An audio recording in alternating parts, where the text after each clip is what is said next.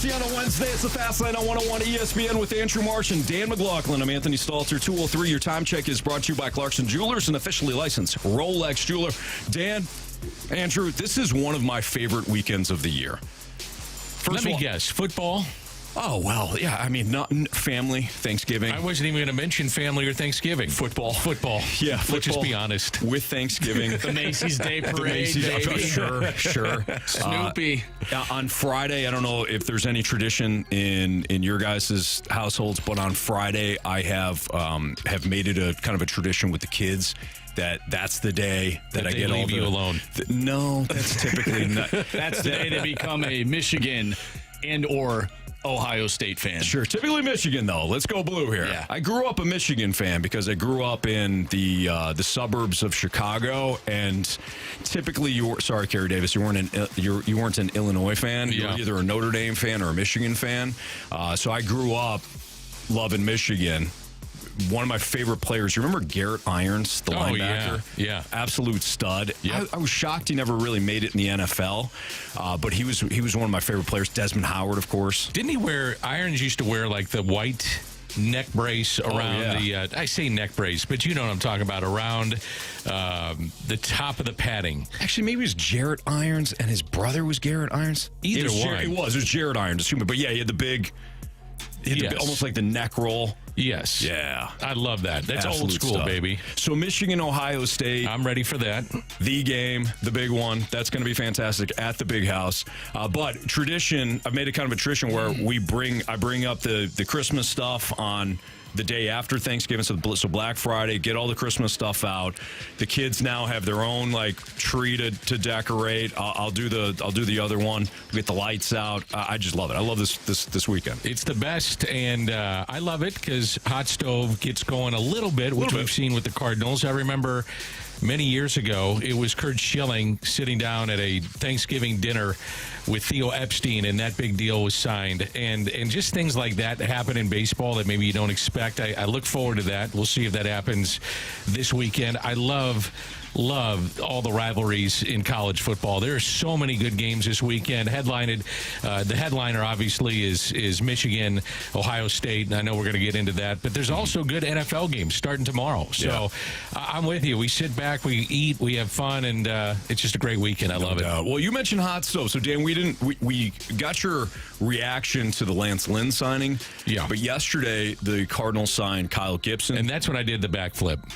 You did the officially. backflip on did you? Yeah, okay. Officially, I was sold. So you love it. I was in. Rotation is set, is what Dan said. Look, the fans want the Cardinals to go big, be bolder than Kyle Gibson, than Lance Lynn. I totally get that, and they want proof that this isn't it. I get that too. And this isn't enough. I mean, if they said that this is what we're going to do and this is going to be it, that'd be a horrible offseason. Yeah. It just wouldn't be any good. You've got Gibson, Lynn, Michaelis, Matz. They needed reliable innings eaters because if you look at Michaelis, Lynn, and Gibson, and I always love going through numbers, 577 innings that would rank fourth in Major League Baseball. Okay, so they've been able to do that. That's combined. Other than that, Michaelis, nobody threw more than 121 innings in that rotation last year. They used 10 different pitchers. So they're backloading this thing, which I agree with. Mm-hmm. It just, the optics look terrible because everybody out there, if you're a fan, you're saying, go get the big name. Go give me Yamamoto. Why didn't you meet with Aaron Nola? Where are you at with Sonny Gray? I get that. Yeah. As a fan, I totally understand that. But I try to take a cautious or at least a step back 1,000-foot view of this and say, if they would have done that first and then backloaded it with these guys, how would you feel? Mm-hmm. So my point is, it's unfinished business. They've got to still get some more guys in there, and I think they're going to be really aggressive on the trade market because they have assets that they can move and probably want to move. And so I don't think they're done by any means. Now, the one thing I would caution fans with, and this is something that I've been saying, you know I've been harping on this, is bullpen, man. Yeah. 56% save percentage, awful. 24th in ERA, 29th in strikeout rate. guys don't go very deep into games anymore. So as much as you want to get innings out of your rotation, I get that too. You have to get innings. But, man, you got to address that bullpen and address it in an aggressive way to where, like, look what the Atlanta Braves are doing. Their bullpen is stacked. And they went out and made a deal for a guy, and they've given a 3-year deal to a guy, and they're saying we're not done yet. They have to address, the Cardinals have to address their bullpen as much as they want and as much as fans want to hear about that next starter coming through St. Louis. I understand this team needs innings, but at the end of the day. At the end of the day. Does that equal wins? Because this team needs to win. I don't care how they do it. Yeah. Will those innings equal wins? And if they do, great. That kind of goes into Dan. Correct me if I'm wrong. You're kind of alluding to this in that it's okay. You've almost got the check mark because you got the innings, but to Marsh's point, if those quality innings? If those innings are garbage, it's not going to matter, right? What are we doing here? Well, I think, though, doesn't that save you, though, in certain aspects? So, for instance, if you're getting innings out of your rotation, that's saving then the bullpen in the fact that maybe instead of using a guy 2 out of 3, you use him 1 out of 3. So where's the quality going to come from? His next appearance, talking about the bullpen guy, because he's a little bit more fresh. So my point is I think there can be a trickle-down effect from getting more innings, and it does save your bullpen, which ultimately is something that they needed to have happen because some of those guys, man, pitched a ton last year. Well, and I think a lot of people would or they have, but they point out the fact that there was opportunities for the starters last year to be stretched out a little bit more, and they ended up getting the hook pretty quickly. Are they going to do that same thing this year? Yeah. Why didn't they do that last year? I feel like it could have added up. Who'd you want to see stretched out? Like Jordan Montgomery. I feel like Michaelis could have, gave an inning here or there when he was on. Yeah, I think Montgomery's number one. Montgomery, I would agree. Montgomery almost indicated that at one point. And again, it's the analytics come into play, and then it's the feel for the game. And I'm sure if you asked Ollie, and he's being honest, would he have made some of the moves that he made? Probably not. I think that you stuck with guys not long enough, and there are times that you stuck with them too long, and that's just the way baseball is played. But more times than not, it seemed like they just did not want guys to go very deep, and that's the big point that I'm looking at. You are getting innings out of Lynn and out of Gibson, but, man, you need a stud at the top and maybe another one and move Matz to the bullpen. I loved what I saw out of Matz out of the bullpen. Now, would they want to pay $11 million to a bullpen arm and figure that's a waste? Probably, but that's one of the ways I look at it. Well, you missed on $11 million as a starter. That's the other way to look at it, too. It's sunk cost at this point. You have to maximize the dollars that are being spent is how I look at it. So if that's Matz being moved to the bullpen because you got 2 more starters this offseason as opposed to just 1 more, I just don't want to see, and I know people probably get tired of my analogy for this, but I have long felt, Dan, that the Cardinals go to the grocery store, they pick up exactly what they need, and they go home. And there's no foresight to it. It's just, I need milk and eggs, and that's it. I'm going to go get milk and eggs. And whatever's on sale that day, and that's it. And then the next week, it's like, oh, who could have foreseen that we ran out of this other stuff? Right. Like, that is how I feel like the Cardinals shop. I look at Gibson. One of my concerns would be with him is his ground ball rate. It's 51%. And since you eliminated the big shifts, you're starting to see some of these ground balls finding more holes. So there's going to be a premium put on that infield defense. Yep. You've got Arenado right now. You got Goldie. You got Mason Wynn. By all accounts, looks to be a really good defensive player. And then you're going to need, when he's on the mound, you're going to need a second baseman, then go get it, like a Tommy Edman. If he's not in center, which my guess is he will be, then it's got to be Brendan Donovan. But you're going to be relying on your infield defense when he's on the mound, which is something, I don't know if they look at that as a concern or if they say, no, this is a good thing because we like our infield defense. Yeah. I wouldn't after this past year. I wanted it all. Three of the guys in your rotation right now are top 5 in hits allowed last season. That doesn't make me feel good. Not great, no. The one thing, though, last year, and this was not having the kind of depth that they needed, but they put guys out of position. You know, and I think when you had Brendan Donovan playing the outfield, I wonder why his arm's hurt. I would point to maybe that's a reason why. And when you add Tommy Edman in center, who, by the way, was really good defensively, but you robbed Peter to pay Paul. Yep. So you took him out of the infield, and he's a tremendous defensive player at second base. You got better in center, but you got worse at second. So the thing is, though, when you sign these guys, the one overhauling thought that I have is that you got innings, and you needed innings, and you're going to get them from those two guys. Right. That's Dan McLaughlin. I'm Anthony Stalter, Andrew Marchier. It's the Fast Lane.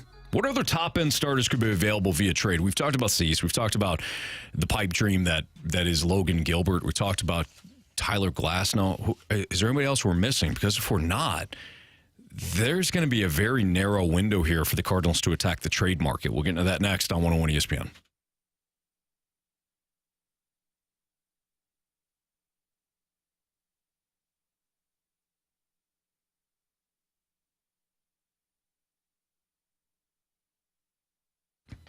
You know, I love this time of year. I love this weekend. But one thing, Dan, I'm going to miss is going to our MAC over the next couple of days. Our MAC. Yeah, my MAC, our MAC. And the Missouri Athletic Club is a perfect spot. I get my workout in, get the steam in. I know Dan's always getting the steam in down at the Missouri Athletic Club. The food is fantastic there. Whether you're going there for brunch or you're going there for dinner, it's a great spot downtown. Perfect for events, man. They do it up at the Missouri Athletic Club when it comes to events. I love going down there. I love weaving it into my daily routine, and I certainly enjoy taking advantage of a lot of the family events that they have at our MAC. It's the Missouri Athletic Club.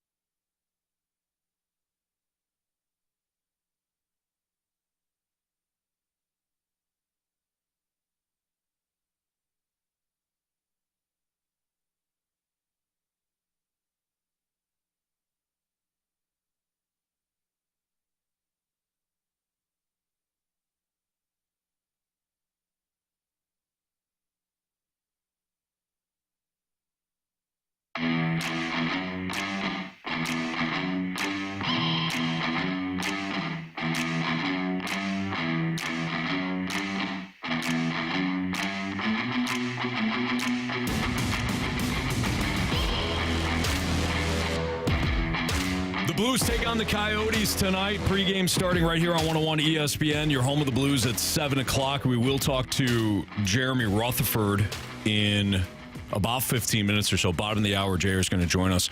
We will hear from Jamie. Jamie's going to do a one-on-one interview with Chief, so you get to hear some of the thoughts from Craig Berube following a couple of days off. So we do have plenty of Blues mixed in throughout the course of the day today.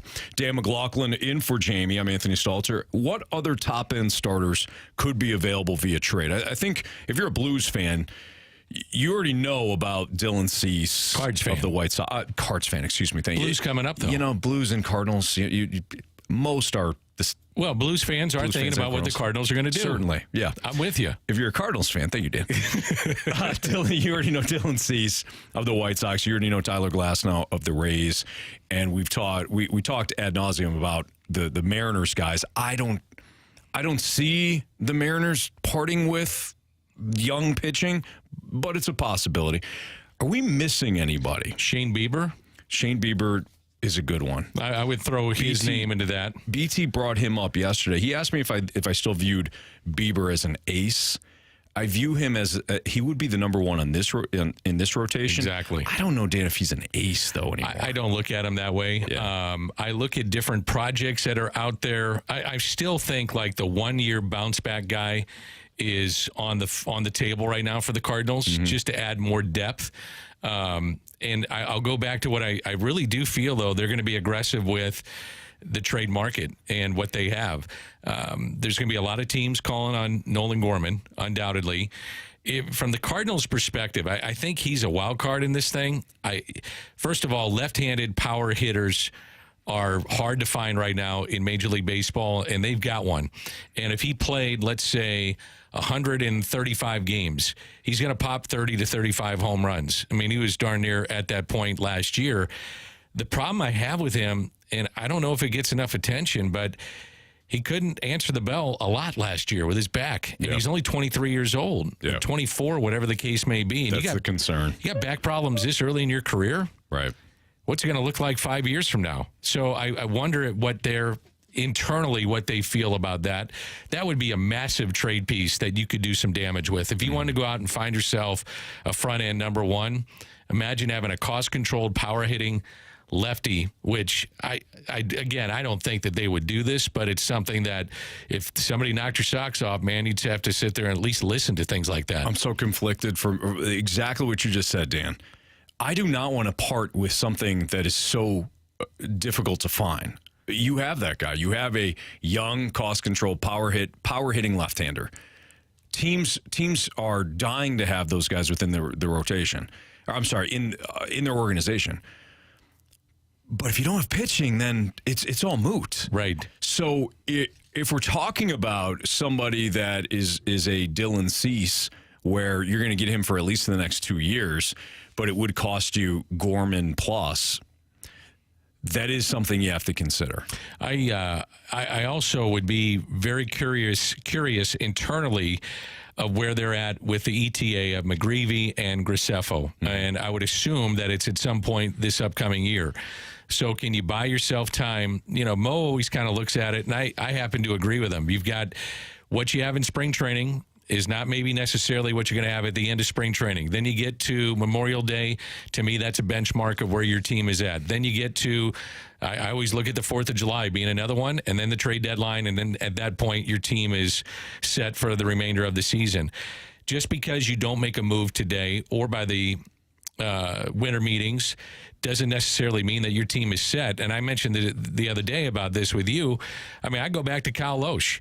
Kyle Loesch was brought in late in spring training and wound up being a vital part of that rotation for a handful of years. So things happen. It's kind of, to me, it's just like pump the brakes, man. Yeah. They got a couple of reliable innings eaters, and they'll put them at the back end of the rotation, and let's see what they've got. But they've got assets, players to deal if they want to do that. I guarantee they're going to get a lot of calls on Brendan Donovan. There are teams that are going to be interested in Tommy Edman. There are going to be teams that are going to ask about Nolan Arenado. There are going to be teams that are asking about Nolan Gorman. I mean, there's a lot of guys. What about Herrera? That's maybe I want to see him. I want to see him play more. And you know, when he first came up, I thought it was a diamond in the rough that needed a lot of polishing on both ends, offensively and defensively. But if they feel that at this point that he could be a backup then there's going to be interest from other teams that probably need a number one, because there's another kid coming through, Pajes, that they really like in the minor leagues, a catcher that they have that they do anticipate will be in the major leagues at some point. I don't know if I would do that yet, but it's something I would keep an eye on for sure. Yeah, it's going to be interesting. Ultimately, I agree with you. I'm not telling anybody not to be skeptical right now. Look, feel how you want to feel. You've been a Cardinals fan. You've been frustrated. Lance Lynn and Kyle Gibson, those signings are not going to do anything for you. I realize that. I do see a very, a puzzle that is not complete. So if you want to be, I think there's plenty of time to be really frustrated at some point or ticked off. The thing I would look at is that this has got to be the way it's looked at, in my opinion, with this team moving forward, that these are back-end rotation guys. And if this was all they did, then have at it. Be upset with the Cardinals, and probably deservedly so. But they need a top-of-the-rotation guy, and they need more strikeouts, and they've got to find more swing and miss. Lance Lynn, if he's right, will give you some swing and miss. Yeah. Lance Lynn of 2 years ago, that will play. Lance Lynn of now wouldn't be very pretty. I mean, it's close to 50 home runs allowed. And I mentioned to you that, I talked to some people that are in the know with this, and they feel like he lost the tilt on some of his pitches, so by 2 to 3 inches. So if you're straight, you're going to get hammered, and you're going to get hit hard. The other thing is tipping pitches. There was some talk that maybe he was tipping pitches, and if you're not getting tilt and they know it's coming, you're going to give up 44 home runs. Right. And that's what happened. Yeah, no, it's a good So call, let's see what happens. Yeah. Are we we're supposed to go nuts, though, aren't we, and be upset about all this? I think people are wanting us to go crazy. I'm going to get there at some point. Marsh is actually ticked off. Marsh is upset, and I understand this, and maybe we get into this when, maybe the second hour, but there isn't upside here. There's not a lot of ceiling. There's not a high ceiling with these signings. If they went a different route with these one-year deals, for example, the guy I've been talking about a lot is Luis Severino. Yeah. It's a one-year deal with a guy that did not have a good season last year, but we're talking about a guy that was an ace at one point for the Yankees, and not that long ago, and he's still relatively young. So the ceiling is a lot higher with somebody like that. So if people are thinking you just paid for two guys that weren't overly productive a year ago or were kind of meh a year ago, why wouldn't you go with more upside there on a one-year deal? That I can get behind. It was a bumpy ride last year for Severino, to the point that even the Yankees tried to use him and move him. Oh, he's terrible last year. Yeah, at one point he had a 7.49 ERA. And then I'm not trying to polish a turd. No. He was bad. But I'm with you. These are the kind of guys that I would take a flyer on. Yeah. I mean, he's one of them. Tyler Mahle is going to come off of Tommy John at some point and probably be available in the second half of the season. That would be something I keep my eye on. Hunji Ryu, that's another one that I would look at. I mean, there's guys that I made notes on that I think would at least you would kick. Man, I'm getting just you're choked up about this. I get emotional. Yeah, yep. Kenta Maeda is another one. He had a great second half. He did. He's somebody I've been very hot on. Marsh? What you got, Marsh? You're upset. I let it stew a little bit yesterday, but now I'm thinking about it, and I just don't like it, Anthony. I don't understand why you needed to get two of these guys. Well, because you needed innings. So what would you, at this point, and I'm with you, I think there's a lot of people that are frustrated. I'm not trying to back you into a corner here. No, yeah. So what did you want to see, or what do you want to see? You want to see Yamamoto? I want to see them have enough money to go out and pursue the guy that they need. And unfortunately, I think they're going to back themselves into a corner like you're doing to me, Dan. I'm not backing you into a corner. I'm kidding. I love your opinions. No, but I think that they're going to not have enough money, quote unquote, to end up getting the guy that they need, because they just spent $20 million on basically the same person. Yeah. The same pitcher. Well, again, incomplete puzzle. We talked about that yesterday, the incomplete puzzle. Yeah. And by the way, real quick, because we did get it to JR, if you've been saying, why isn't nobody talking about Trevor Bauer? We've talked about Bauer. I don't know if the Cardinals would do that. Yes, I'd be interested because I'm really interested because of the talent. I just don't know enough about it. You don't have it right now. You don't have that guy, and so yes, of course, from a decision making standpoint or a risk standpoint, I should say, yeah, it makes a lot of sense. Would the Cardinals do it? I don't know, but yes, we've talked about Bauer. Sometimes, and you said this the other day, you got to kind of read between the lines when Mo is talking. He's giving you the answer without giving you the answer. He brought up innings. A bunch before signing those two guys. And he also said about Yamamoto, he said, yeah, we have our guys are in Japan and in various places that you might be able to find some pitching, which they have in the past. But typically these players like to play on the coasts. Yes. And when I heard that, I thought, okay, we're in the telling middle. you. Is it the Mississippi coast? Could we be on the coast? Probably not. Probably not. No. Now, so my point is, I would be shocked if they got Yamamoto. So then I would think they're turning their attention to Sonny Gray. They know they need to get a frontline starter. Mm-hmm. They know it. Yeah. So figure out the market for him. Figure out what it's going to cost. Do you have to go another year? Are you comfortable doing that, or is that a puke point? Mm-hmm. And then if that's not it, then you pivot. Yeah. All those things are happening. I think we all agree they need to get a guy in free agency and then trade for another guy. Yeah. They need two more guys if they're not going to get a bona fide ace. Amen. Jeremy Rutherford on the Blues next on 101 ESPN.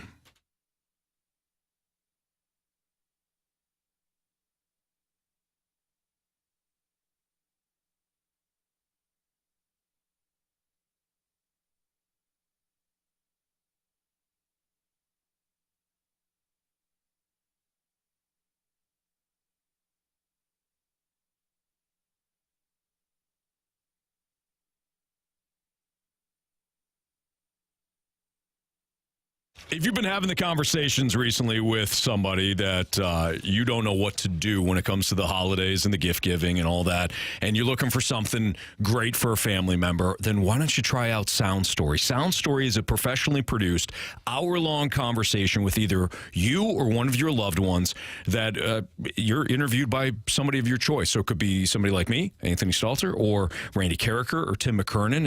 It's up to you. And it's a conversation that includes, again, whether it's your experiences or maybe it's your parents' experiences, childhood, school, career, meeting that special someone. I was talking to somebody within the building right before the show, and they were telling me, I forgot how many times that my grandfather would tell me about his military history. You can have all of that in a conversation, and it's all saved for you, and you can have that forever. Or you can do kind of a combo gift. You and your siblings can go in on a gift certificate for your parents, get them a Sound Story. And right now, through Friday, for the Black Friday sale, you can get 20% off that Sound Story gift certificate just for using promo code ESPN. Again, ESPN is the promo code from now until through Friday, which is Black Friday. 20% off that Sound Story gift certificate. You can go in on this gift and you can give a Sound Story to somebody that they'll absolutely love it. I've seen other people do this. It's fantastic. So go to mysoundstory.com. Again, mysoundstory.com. Use promo code ESPN to get this Black Friday 20% off gift card right now. Again, mysoundstory.com.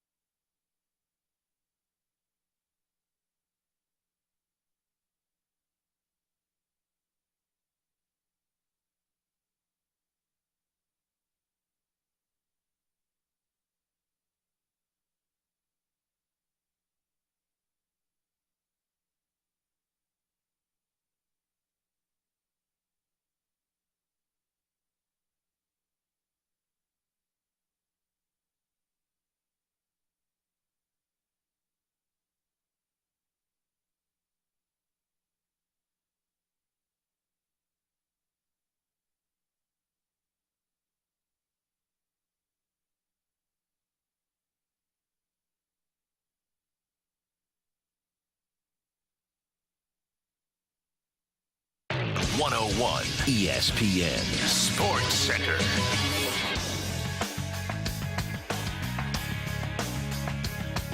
I'm Andrew Marsh. It's time for a Sports Center update driven by Johnny Londoff Chevrolet and Johnny Londoff Autoplex. The Blues are back in action tonight, taking on the Arizona Coyotes. Pregame starts at 7 o'clock. Puck drop is at 8. You can catch all the action right here on 101 ESPN. We have Jeremy Rutherford, our Blues insider from The Athletic, joining the show next, so stay tuned for that. We'll also hear from Blues head coach Craig Berube, as Jamie did a one-on-one interview with him over this road trip, and then Joe Vitale will join us later as well. But coming up next, Jeremy Rutherford right here in the Fast Lane. I'm Andrew Marsh, and the Sports Center Update is driven by Johnny Londoff. Find new roads and shop 24/7 at londoff.com and londoffautoplex.com. Are you kidding me?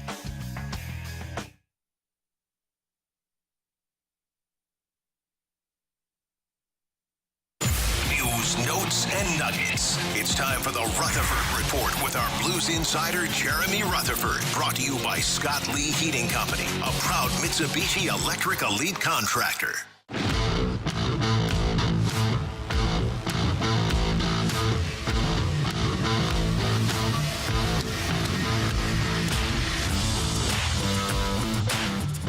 With Dan McLaughlin, I'm Anthony Stalter, Fast Lane on 101 ESPN. Let's head to our 101 ESPN Celebrity Line. We're joined by our guy, Jeremy Rutherford of The Athletic. He's our Blues insider. JR, happy Thanksgiving to you. You two guys, and I was just with your other guy, Riv, at the rink out in this Arizona sun. So he's catching some rays out here on the job assignment. Yeah, is he working or hardly working? I think he pulled off the interview with Chief. So does he? It just made me laugh. That's so I haven't heard that one in a while. So. It's supposed to be stupid. Did he cover a segment for you guys? Does he get the interview with Chief? Yeah, he's supposed to send it over. I'm sure he did it. Him using technology to send the interview over, JR, could be a little spotty, but I'm sure our guy figured it out. Oh, that's good. Well, yeah, I think he did do it. He said he did it, so it should be on its way. There you go. Hey, JR, good to be with you at the Missouri Sports Hall of Fame. I was thinking of RMAC. Yeah, you were. RMAC is something that Anthony and I love to go to together and take steams together. But I was thinking of the Missouri Sports Hall of Fame, which we were at on Sunday, and it was good to see Barrett Jackman go in. It was a great speech and something I know that he was very proud of. But good to see you. It really was. Yeah, thanks for letting me sit at your table there, Dan. And I think that when I saw that list of people that were getting inducted, the list just kept going on and on. It was amazing. You know, first you're looking at Adam Wainwright and Barrett Jackman, and then our friend Bernie Miklas at the Post-Dispatch and 101 for so many years, and Kenny Wallace. And then, Dan, as you know, the story is beyond those famous people that have played pro sports here in St. Louis. You know, just all the folks from WashU and around the area, Southeast Missouri State University, just heartwarming stories. So they did a great job with that over at the Chase, and that was fun to be at. Hey, JR, with the Blues and Coyotes ready to go tonight after a couple of nights off, what do we need to know about this matchup when it comes to the Blues? And maybe not the matchup, but line combinations, defensive pairings. What do we need to know ahead of tonight's game? Yeah, for sure. Let's do it. So, they're going to play Arizona again. They don't play them all 81 games, 82 games a year. But it does seem like they play them a lot. But they're going to play them, for the third time this season, and then they come back here in December. So tonight's game, I talked to Craig Berube. Matter of fact, I'm following him around all day long today, shadowing him for an upcoming story at The Athletic. So he's given lots of insight as to what it's like to be an NHL coach, and we'll get a one-day glimpse here, and I'll have that article coming up. But I just spoke with him, and we got the line combinations for tonight's game. And the key in it is that Jake Neighbours is going to be moved up to the second line. He's going to play with Brandon Saad and Braden Shen, and Verana is pushed out, so he'll be a healthy scratch. Talking to Berube about him, he said that they need more from him. They said he can skate like the wind, and he's got a great shot, but they're just not seeing enough work from him, so he'll be a healthy scratch tonight. And then the D pairs are the same. Tyler Tucker will sit out his seventh straight. Craig Berube said they'll get him in soon. He's a big part of the future, he said, but not tonight. And then Bennington and net. How about the right wingers, JR, and just trying to get that side of the ice going? Yeah, that's a big thing here. You got Jordan Kyrou. The goals are going to come. Dan, they haven't come yet. But then after that, you've had Kapanen up there, I asked Berube a couple of weeks ago, I said, is he a guy where he can be a top 6 forward on this team? And he said, he's getting his confidence back offensively, but it's just not there yet. So he's down on the third line. And then Vrana, they've had him on the third line most of the year, but he hasn't produced as much either. So they're going to have to do something, I think, looking forward in the offseason, a trade, a free agent acquisition. But for now, Jake Neighbours is going to get that opportunity, and he's deserving. He scored in each of the last 2 games. For people wondering, his billet family from Canada, who he lived with growing up, went to the last 2 games, so a little good luck charm. They are not here tonight, so he's going to have to do it on his own. But I like Jake Neighbours' game. He might not be a 15-year guy in terms of playing on the top 2 lines, but I think that he can do that, and now it's going to be his opportunity tonight against Arizona. Jeremy Rutherford joining us right now on the Fast Line on 101 at ESPN. JR, going back to Vrana, is this a situation, and I realize I'm asking you this about a player that you don't know how he's going to perform one way or the other, or behave or act or whatever, but given his skill set, is he a fit ultimately for what Craig Berube wants out of his forwards? I don't think so. I think what Craig Berube said today about him that stuck out to me is he's just looking for that goal. And now people are going to say, yeah, isn't that what a guy like him does? I mean, he's an instant offense type of guy with his shot. We've seen it a couple times this year. Yeah, that's fine, but you need everybody to commit. Even the Jordan Kyrou's 37 goals, Craig Berube and his staff are pushing him to play both ends of the ice, and they're just not seeing it with Vrana. Where look how it's worked with Kyrou. People want to criticize the staff or whomever for pushing Kyrou and scratching him or limiting his ice time at certain points throughout his career early. Look what it's turned him into. Like, I know that he's not there yet. People will say, hey, he still takes some shifts off, but he's a guy who it's clicked with. And Vrana's a different situation because Kyrou's got that 8-year deal. Vrana's a pending free agent. So, I'd expect him probably to be gone after this year, if not moved at the trade deadline, if he's putting up any sort of numbers. But I just don't see him fitting into this style, fitting into what Craig Berube wants. And I think this is probably a situation that'll look pretty similar most of the year. Hey, they call this thing Mullet Arena? Yeah, I think there is an official name to it, but it does say Mullet Arena on the side of it. So it's not like a nickname that people call it that. It's a legit name. Do you ever have a mullet, JR? I have, yeah. And I'll never forget, so growing up in Jefferson County, you had to have the business in the front and party in the back. But the one time I know that our football team over there at Lutheran South, we shaved our numbers into the side of the head. And me being a lineman, I had the 63 shaved in the side of my head. And so what happened was my grandma passed away. And the next day, a couple days later, I go to the funeral. So you're at the wake, and I'm walking around. I must have looked like an idiot, guys. Oh, no, Granny. And you know how it is. Yeah, you got all of her, 70-year-old friends walking around saying, "You're the grandson. What the hell's up with your hair?" She told us about you. Yeah. Right. So, JR, when it comes to the defense specifically, do you feel as though just observing this team, talking with Chief, talking to some of the other players and the coaches, do you feel as though that this system is sustainable moving forward, that you have complete buy-in from these players? Because that was the big storyline this offseason. Yeah, it was a big storyline. And so far, yeah, I think so. I mean, I haven't had any conversations with players where they're opposed to it, they're not adapting to it or don't think that it can be successful. I think that they're on board. And I think the biggest thing in hockey, which we've seen in every sport, guys, you guys have seen it too, is the positive reinforcement. When it works and players see that it works, then they buy into it. So, yeah, if this season goes off the tracks and they just don't feel like it's something that is helping them have success, then you're going to lose that buy-in. But so far, it's really worked. And I know there's been a game or two here or there that, doesn't look pretty. But I think by and large, for the most part, these guys have bought in. And on the nights where they're playing well and it's defense is creating some offense, they really like what they're doing. JR, it looks like the power play has improved. It's not great by any means. It has improved slightly, but they still rank 31st in the NHL. What are they doing with the power play? What have they used the off time on the road to do during practices? Those kind of things to get this thing a little bit better.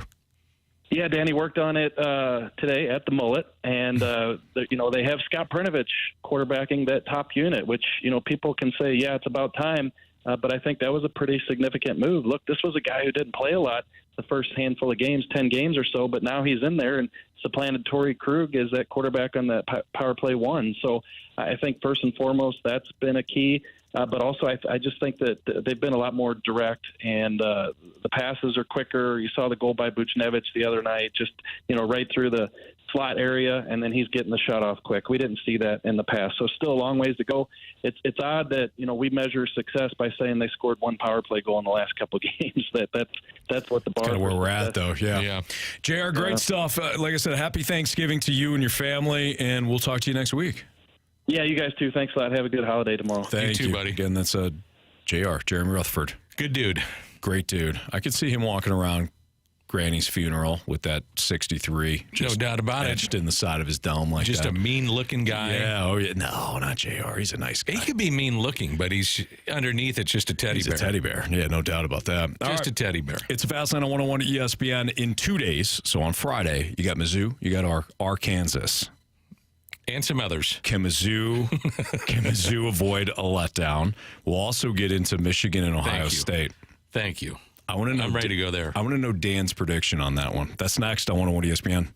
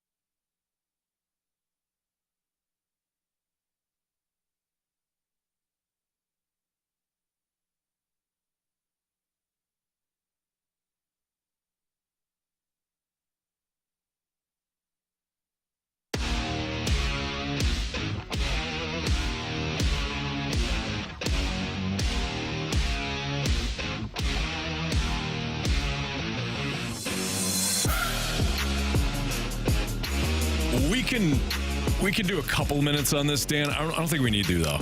I do not see Mizzou suffering a letdown against Arkansas. I don't whatsoever. either. Nope, I don't either. After the way that they won against Florida, the way that this is kind of a magical season for them, it's pretty incredible what they are with a 2-loss team ahead of a 1-loss Louisville in the college football playoff rankings. Yep. 2-loss team, they're number 1 in that regard of being a 2-loss team, but still number 9 in the country. Go to Arkansas, take care of your business.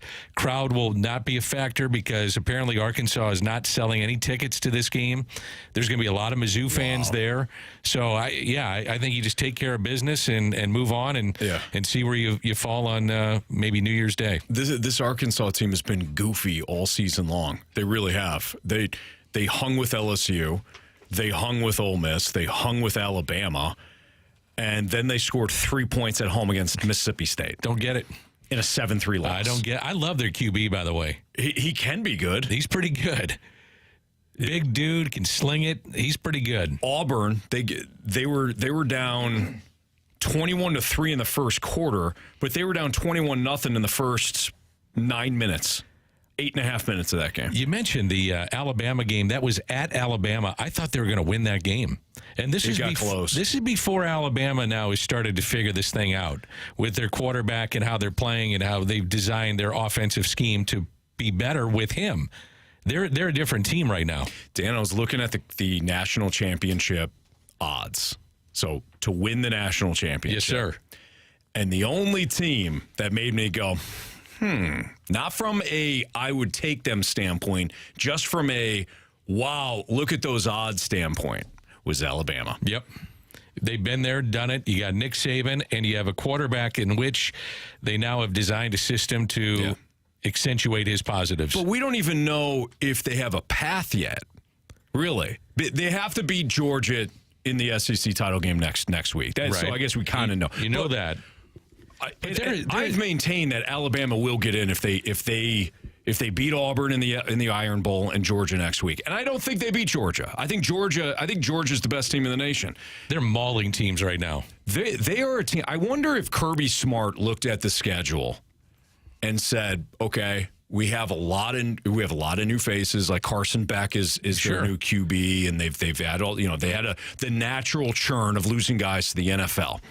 And he looked at the schedule and said, hey, we're going to kind of manage this thing a little bit. Just like Michigan. Michigan kind of if you look at Michigan, you would have sworn early on, and I know you watch all college football, in September they had some like handshake agreement with the other team that said, we're going to get up by about 3 touchdowns and we're going to pop this thing into neutral. That's what it felt. It did. But I wonder if Georgia and Michigan almost kind of reflects that too. 100%.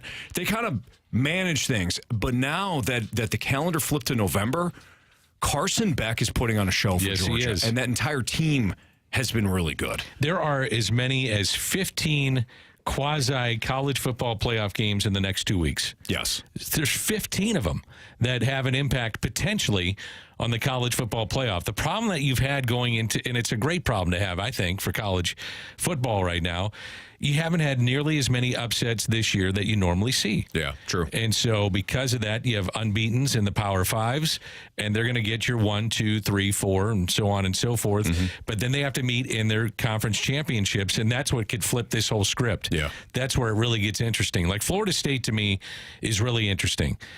Do you punish them because they lose their QB? I don't think the committee did them a favor by bouncing them out of the top 4. Mm-hmm. In my opinion, you should have waited to. I mean, who knows what this backup's going to do? Yeah. Now, typically, the backup is a backup for a reason, right? He's not as good as the number 1. But what if you come out and you win against Florida, and then you go to the ACC championship and you beat Louisville, a 1-loss team that at that point in time, depending on what happens this weekend, is top 10. You're telling me that Florida State, undefeated, shouldn't be in the top 4? Florida State will be. I think they will be too. But right now, why would you bounce them, though, at this point? So I have an answer for you.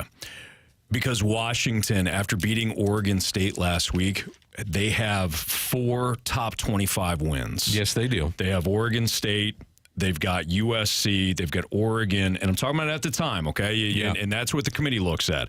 And there's one other one. USC? USC was top 25 at that time. Oregon State, USC, Oregon, Utah. So they have 4. I think Georgia has 4 as well. The only team in the top 4 that doesn't have 4 wins against top 25 opponents is Michigan. Yeah. Ohio State. I don't know if Ohio State does either, though. Ohio State would have Notre Dame and Penn State. I don't know who else they would have played that would have given them a top 25 win. Obviously, if they beat Michigan, it would happen. Right, and then they'll face Iowa. Either one of those teams will face Iowa in the Big Ten championship. And Iowa will score 3, and they'll hold their opponent to 17, and that'll be it. I went and looked this up today. So the over-under for Iowa this weekend is like 27 points, which is just ridiculous. It's gross. It's so stupid. It's 25.5 now. They have won 5 games scoring under 20 points this year. Iowa. It's unbelievable. I mean, their most important player is their punter. Yes. Yes. I'm being dead serious. Yeah. He's the MVP of their team. They let go. So he won't come back at the end of the year is Ferentz's son. Yes. He's the OC. Yes. Here's a question regarding the Ohio State-Michigan game. Yes. What if the game is terrible? Terrible game, ugly game. Washington stays undefeated. Florida State stays undefeated. Could you see both Ohio State and Michigan Getting bounced? No chance. No. The winner, because whoever wins this game will beat Iowa. So the Big Ten champion will be undefeated. Yep. And they will not bounce them. No, absolutely not. It's an interesting question. Who do you like then? Ohio State, Michigan. Who do you got? So, Dan, I have, I've said this a lot about as I get older, I really just look at like 5 factors now in each sport. And when it comes to football, it's coaching, it's quarterback play, it's offensive line play, it's pass rush / overall defense, and it's the ability to run the ball when you have a lead. It's a lot different than who's your running back. Yeah. You need to throw to get a lead, and then you protect that lead with your pass rush and your rushing attack. These 2 teams have everything to me except for one thing on Ohio State's side. I don't love Kyle McCord, their quarterback. So I got a couple of things that I will disagree with you on. Give it to me. So I'm with you hard on 3 of the 5 that you just mentioned. Mm-hmm. And one of the things that I think that you have to look at is, can Michigan throw the football? Because they're not protected. There's an injury up front, backside to the QB. Can they throw the football? Now, against Penn State, they didn't throw it one time in the second half, which is hard to believe that you'd win a game on the road without throwing the football one time in the second half. The one thing that you did not mention, you'd mention it, but I'm going to take it a step further, and maybe you'll agree with this, and it's coaching. Yeah. And Jim Harbaugh not being on the sideline, I do think is a factor. Now, there's some of the obvious things that you have. Do we go for it on 4th and short? Do we decide to punt?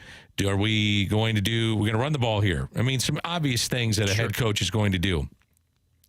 However, if you are, let me just throw this at, if you are, let's say you're my assistant and I'm booted and you've got to, take over the reins.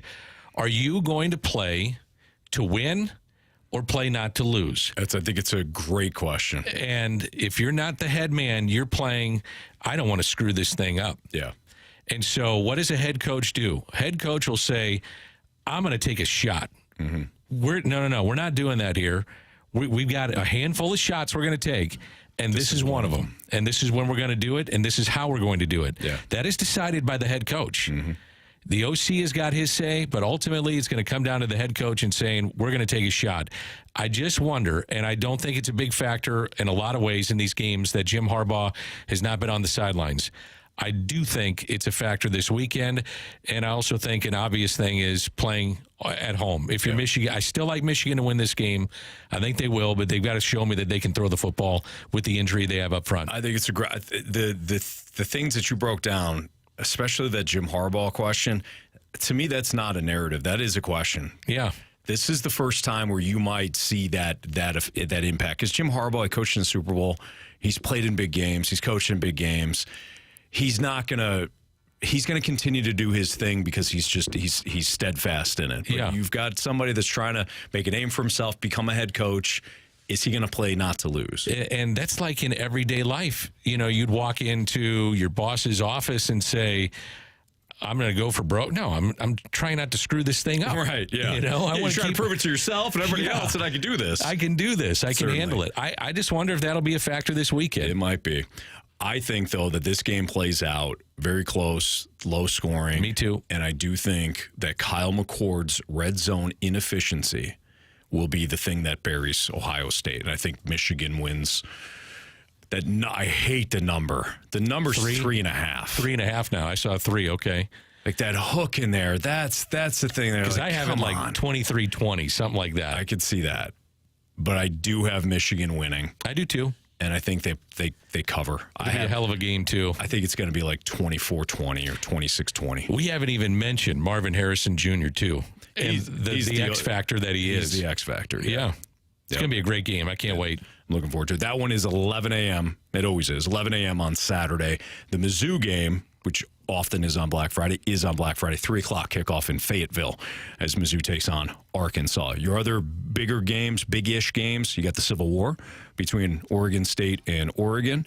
You've got the Apple Cup between Washington State and Washington. You've got the Iron Bowl between Alabama and Auburn. I'm probably missing one of these games. Virginia Tech, Virginia. I don't know what they call that one. I'm not sure. Isn't Wisconsin, Minnesota the Claret? That's the Claret or something? Yeah. Yep. And then Arizona, Arizona State. I thought this was interesting. The Tigers over Louisville is the big pick from the committee. I did feel that way outside of the top 4. Talking about the Missouri Tigers. Oh, yeah. A 2-loss team over a 1-loss team. And in terms of 2-loss teams, the committee prefers Mizzou over Penn State and Ole Miss.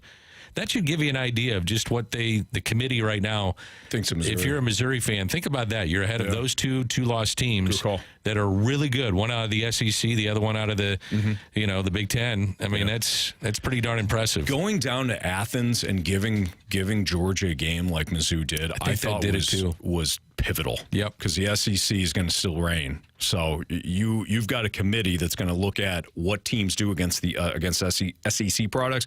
That was a big. I hate saying it this way because it sounds like it's a moral victory or something, but that was impressive for Mizzou to do that. Yep. And have a chance to win at the end. All right, it's Fastlane on 101 ESPN. Jamie put together. Do we have it yet or no, Marsh? Kind of. All right. Jamie put together a one-on-one interview with Chief. We always talk to Craig Berube here in the Fast Lane. So when we come back, we're going to get that one-on-one from Jamie and Chief next on 101 ESPN.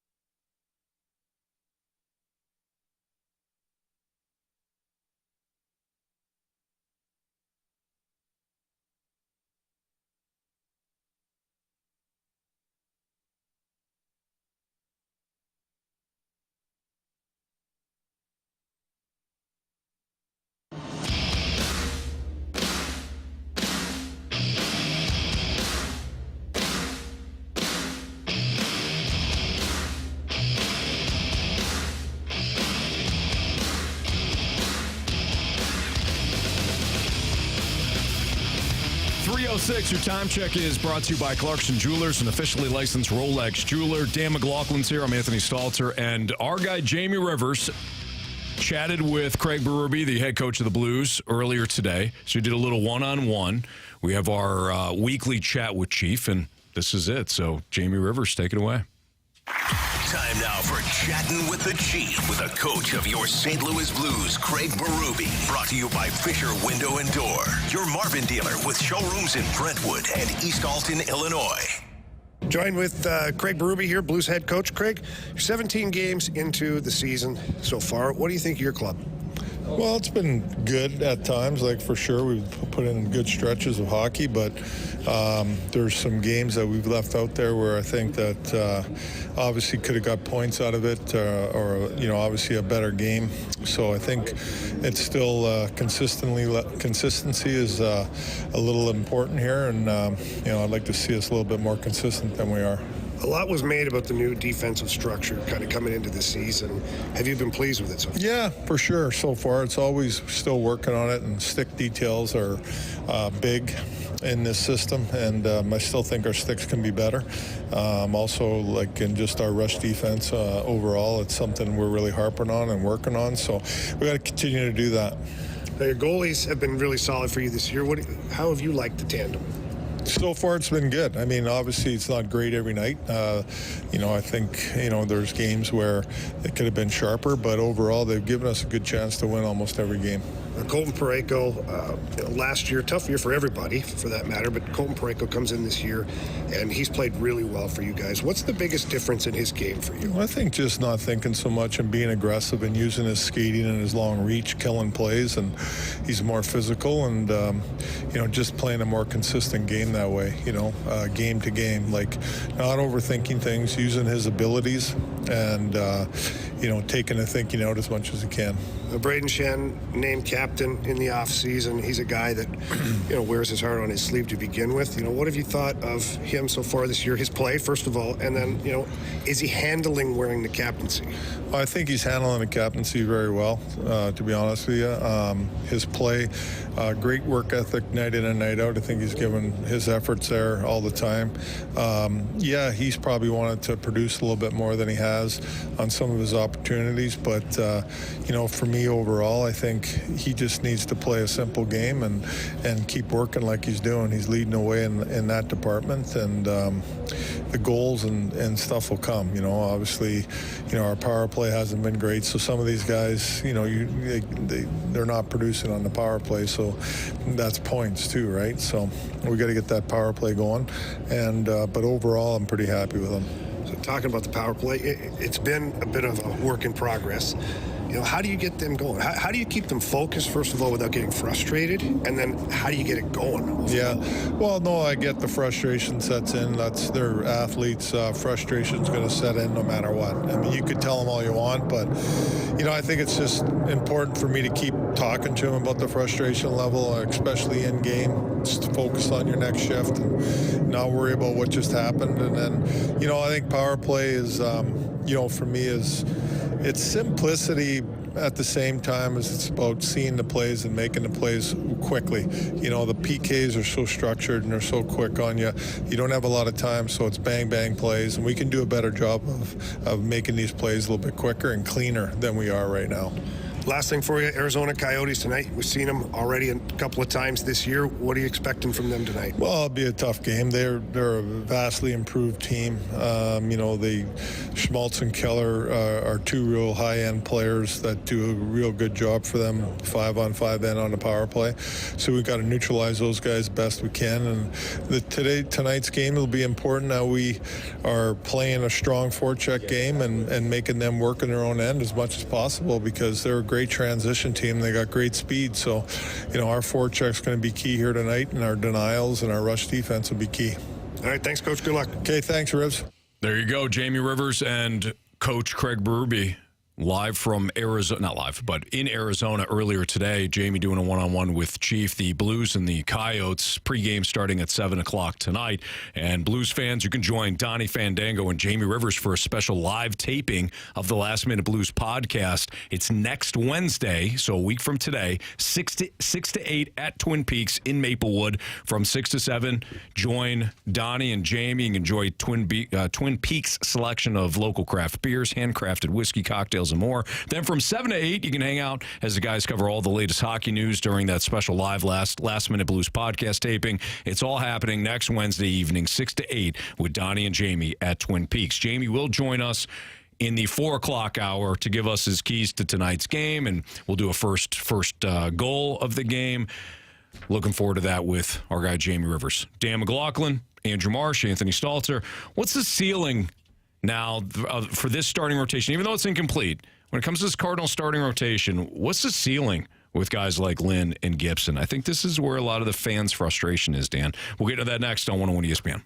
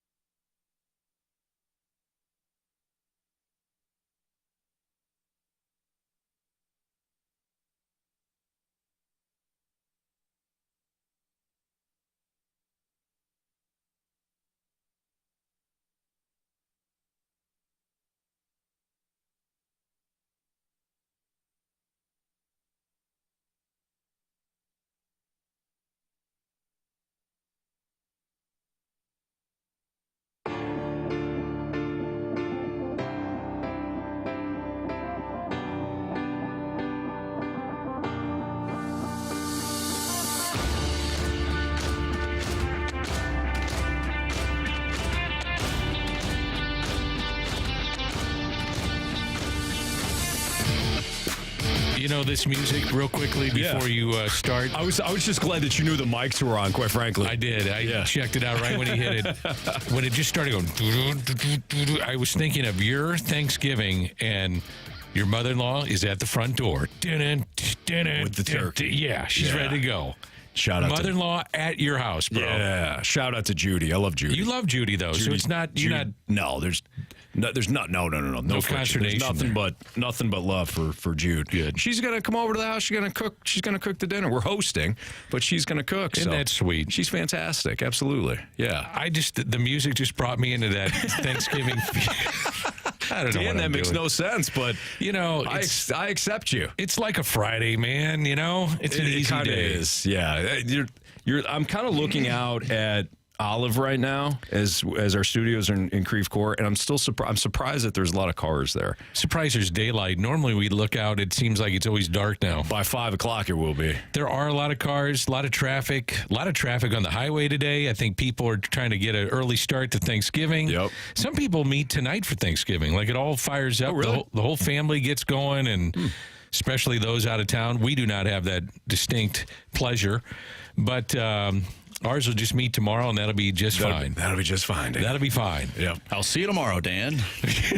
Old Uncle Marshy stopping by. Marshy. That's the music that's going to be playing when I step foot on Dan's doorstep. That's right. Not with a turkey, though. Like jean shorts and a boombox right on your shoulder. What would you bring over to the McLaughlins if they I think like a nice turkey, maybe. Maybe you work on some duck. How about, I was thinking like a side. Like a pumpkin pie.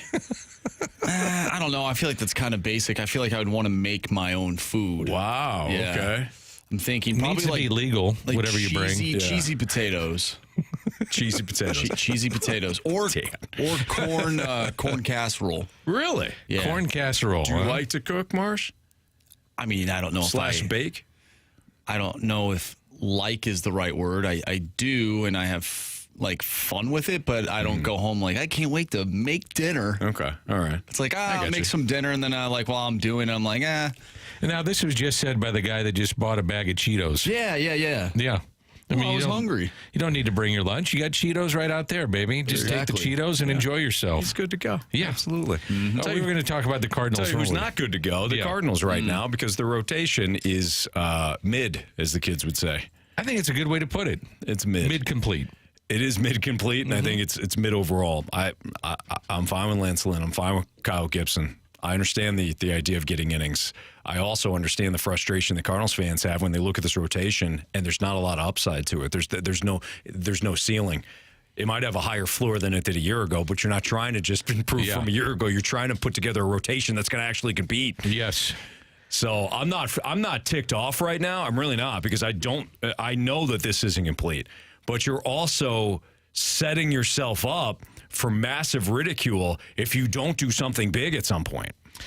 What do you want to see? I mean, does it have to be Sonny Gray? Does it have to be Yamamoto?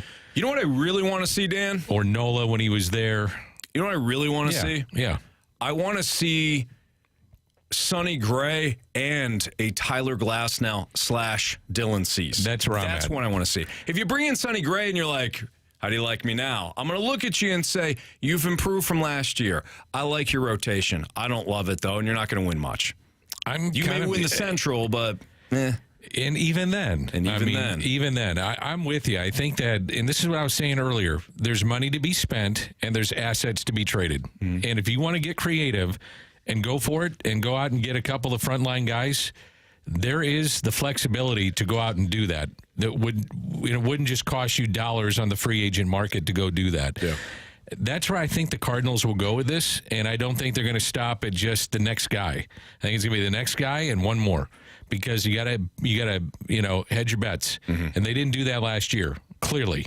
And so I'm with you. I think it's beyond just. I think they look at it as like, here's our back end rotation. We got innings. We needed innings. We needed a ton of them. We're going to get a bunch of them as long as everything goes to plan. But we also are under the realization, and we're not stupid, that we know that these guys aren't front-end starters for our rotation. They know that. Yeah. So, I think what you have to do is, as hard as it is, and it's hard for me as a fan of the game, is to sit there and wait and see. Because I look at it even just as a fan of the game, I want to start seeing guys get taken off the board. And what they're, this guy went to this team, and this is how he improves that team, and this is the money that was spent. That means the market changes, and you can go get this guy. I'm all into that. Sure. I'm not patient. I want to see things done too, but I also understand that you got to wait a lot of times till the winter meetings for some of those big chips to fall. Well, it's also the track record. It is. It's also the track record. I can't sit there and tell a Cardinals fan that they're being irrational because they're angry, knowing that there might not be more to come. I do think we do need to be a little more patient here. But if you look back to last offseason... But you also have to be realistic, which you are. Certainly. It was Wilson Contreras, and that was it. 2 off seasons ago, going into spring training, Albert was signed in spring training, right Correct. Before. So that wasn't the plan. Definitely not. It worked out, don't get me wrong, but that was not the plan. So to say, pump the brakes, take it. They know they need more. They may know that they got to deliver.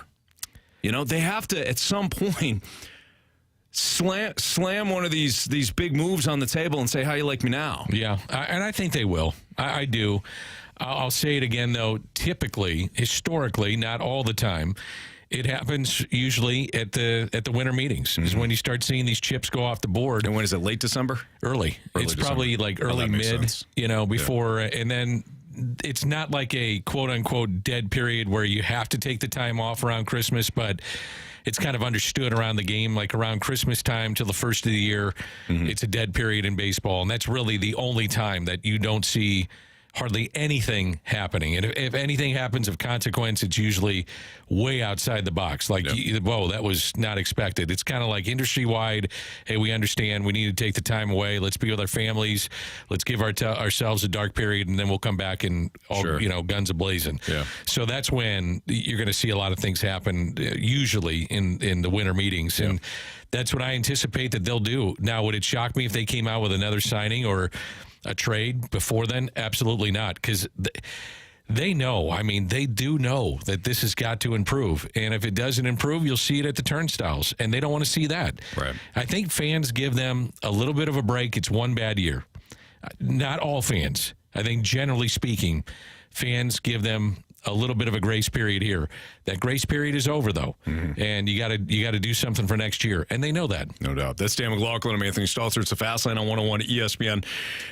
Tom Brady was on with Stephen A. Smith, and he had a lot of things to say about the current state of the NFL and kind of a mediocre play, or the sense that players now are really content when it comes to their style of play. So hear what Brady said, and we'll react to it next here on 101 ESPN.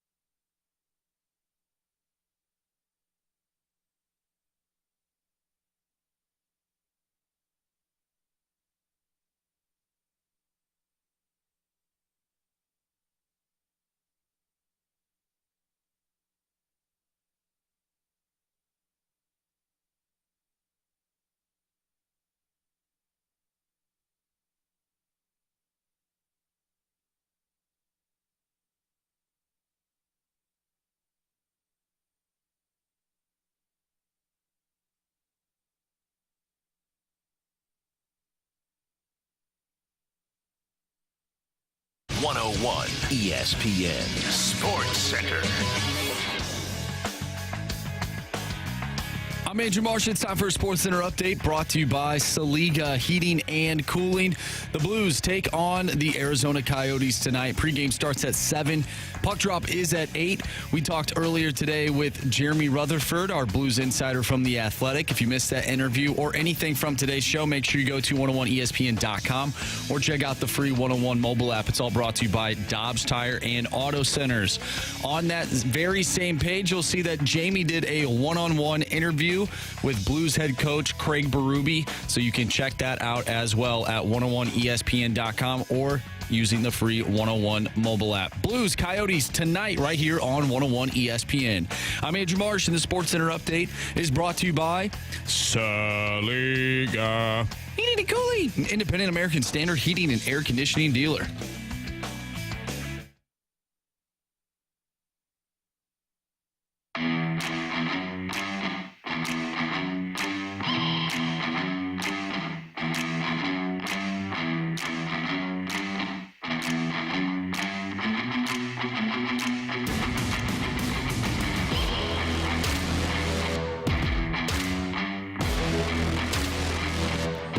Tom Brady recently appeared with Stephen A. Smith, and I don't know if it was an ESPN broadcast or podcast or whatever it was, but they were on Zoom.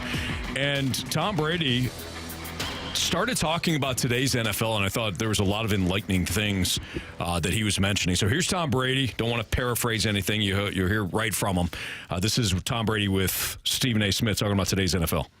I think there's a lot of mediocrity in today's NFL. I don't see the excellence that I saw in the past. Why not?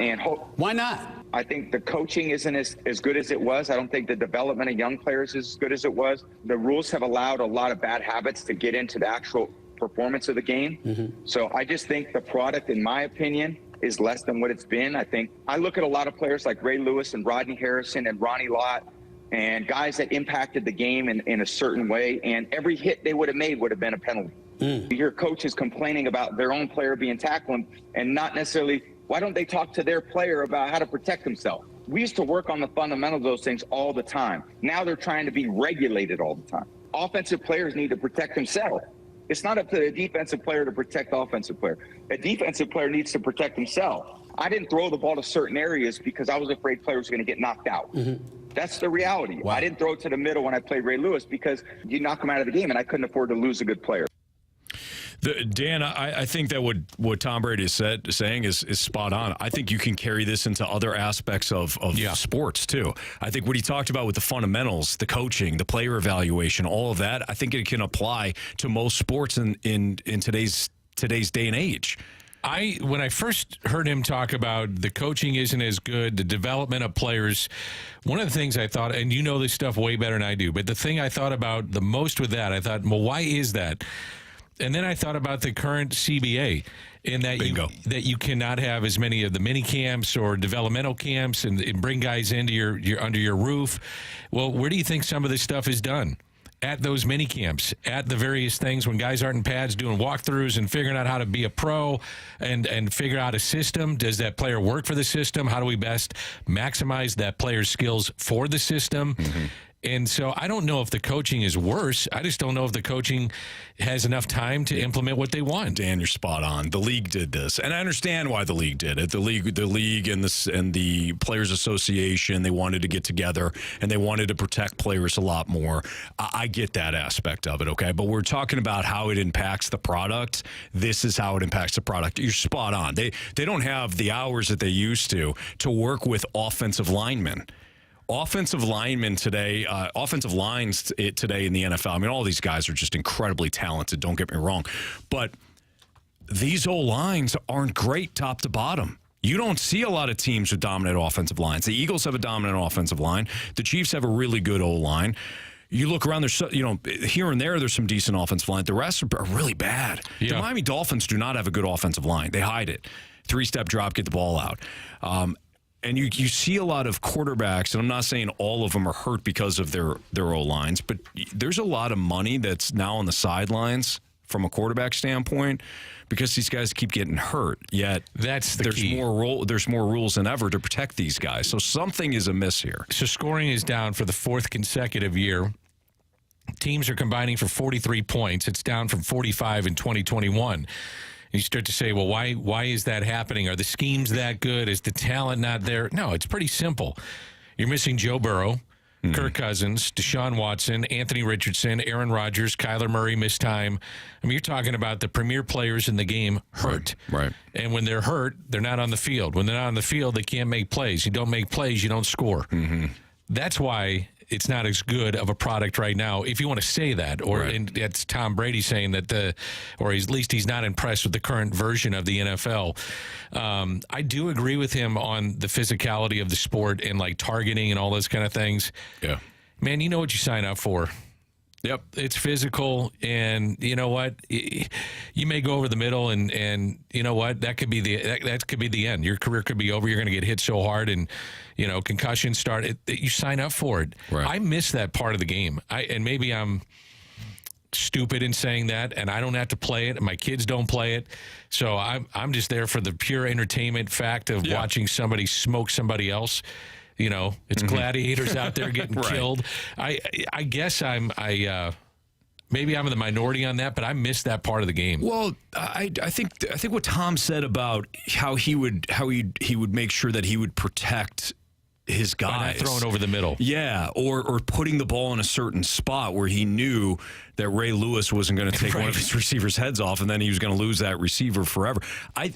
This is the adaptability of human beings. You start to figure it out, but if you meddle with it, it's that whole nature versus nurture thing. But you start to meddle with it, and you start to take away the need for guys to think, right? Yes. For players to think or develop a different way to do it. When you start meddling too much, look, the product is still very It's incredible, good, but to Tom's point, it's probably not as good as it used to be. So there's a reason why coaches are sitting there sleeping in their offices, because they're trying to figure out to maximize every possible waking moment that they can and physically stay up to study film, study their own team, all that kind of stuff. And when you start taking away days and weeks away from these guys, that's going to have an impact on your game. Right. And, when you watch a coach, I remember talking to a coach one time. I said, why do you guys do this? Why do you do it? And this is a coach in football. He said, there aren't enough minutes or hours in the day that we have to be fully prepared for a game. I said, you've got weeks to do it. If you got an off season to go through, then you play your game, and let's say it's week 2. Then you've got from Sunday to Sunday to be able to do this. He said, it's still not enough time. Yeah. There are stones that are left uncovered that we need to figure out how to combat certain aspects of the game. We may talk about it a little bit, but it's in one ear out the other. We're trying to get the main points across what we need to do, and there just aren't enough hours in the day. And I just couldn't believe that. You guys got hurt. You have guys hurt. Yeah. You got some guys aren't practicing, especially you get into November, December. You got guys that aren't practicing, so they're getting mental reps but not actual reps. Exactly. The coaching aspect I wouldn't want to be one of these guys. No. Coaching. I love football, but I'd like their paychecks. Yeah, certainly. I could spend the night in a couple of, few months in my office. Yeah, on a futon. Yeah. 2 hours of sleep.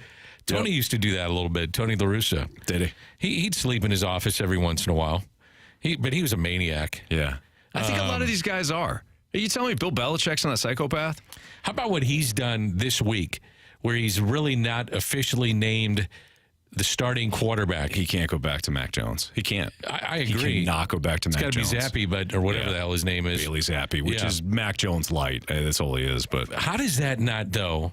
Let's think about this. You've got coaches, you've got assistants, you've got personnel, then you have the players. How does it not get out who is the starting QB for this week? I mean, does he have that much? Yes, he's got a ton of authority, don't get me wrong, but that much to where it doesn't leak out to somebody in the press? Well, the guy taking the first team reps is actually Mac Jones. Right. You telling me he's got that much or can figure out who would leak that? That's incredible. That's a really good question.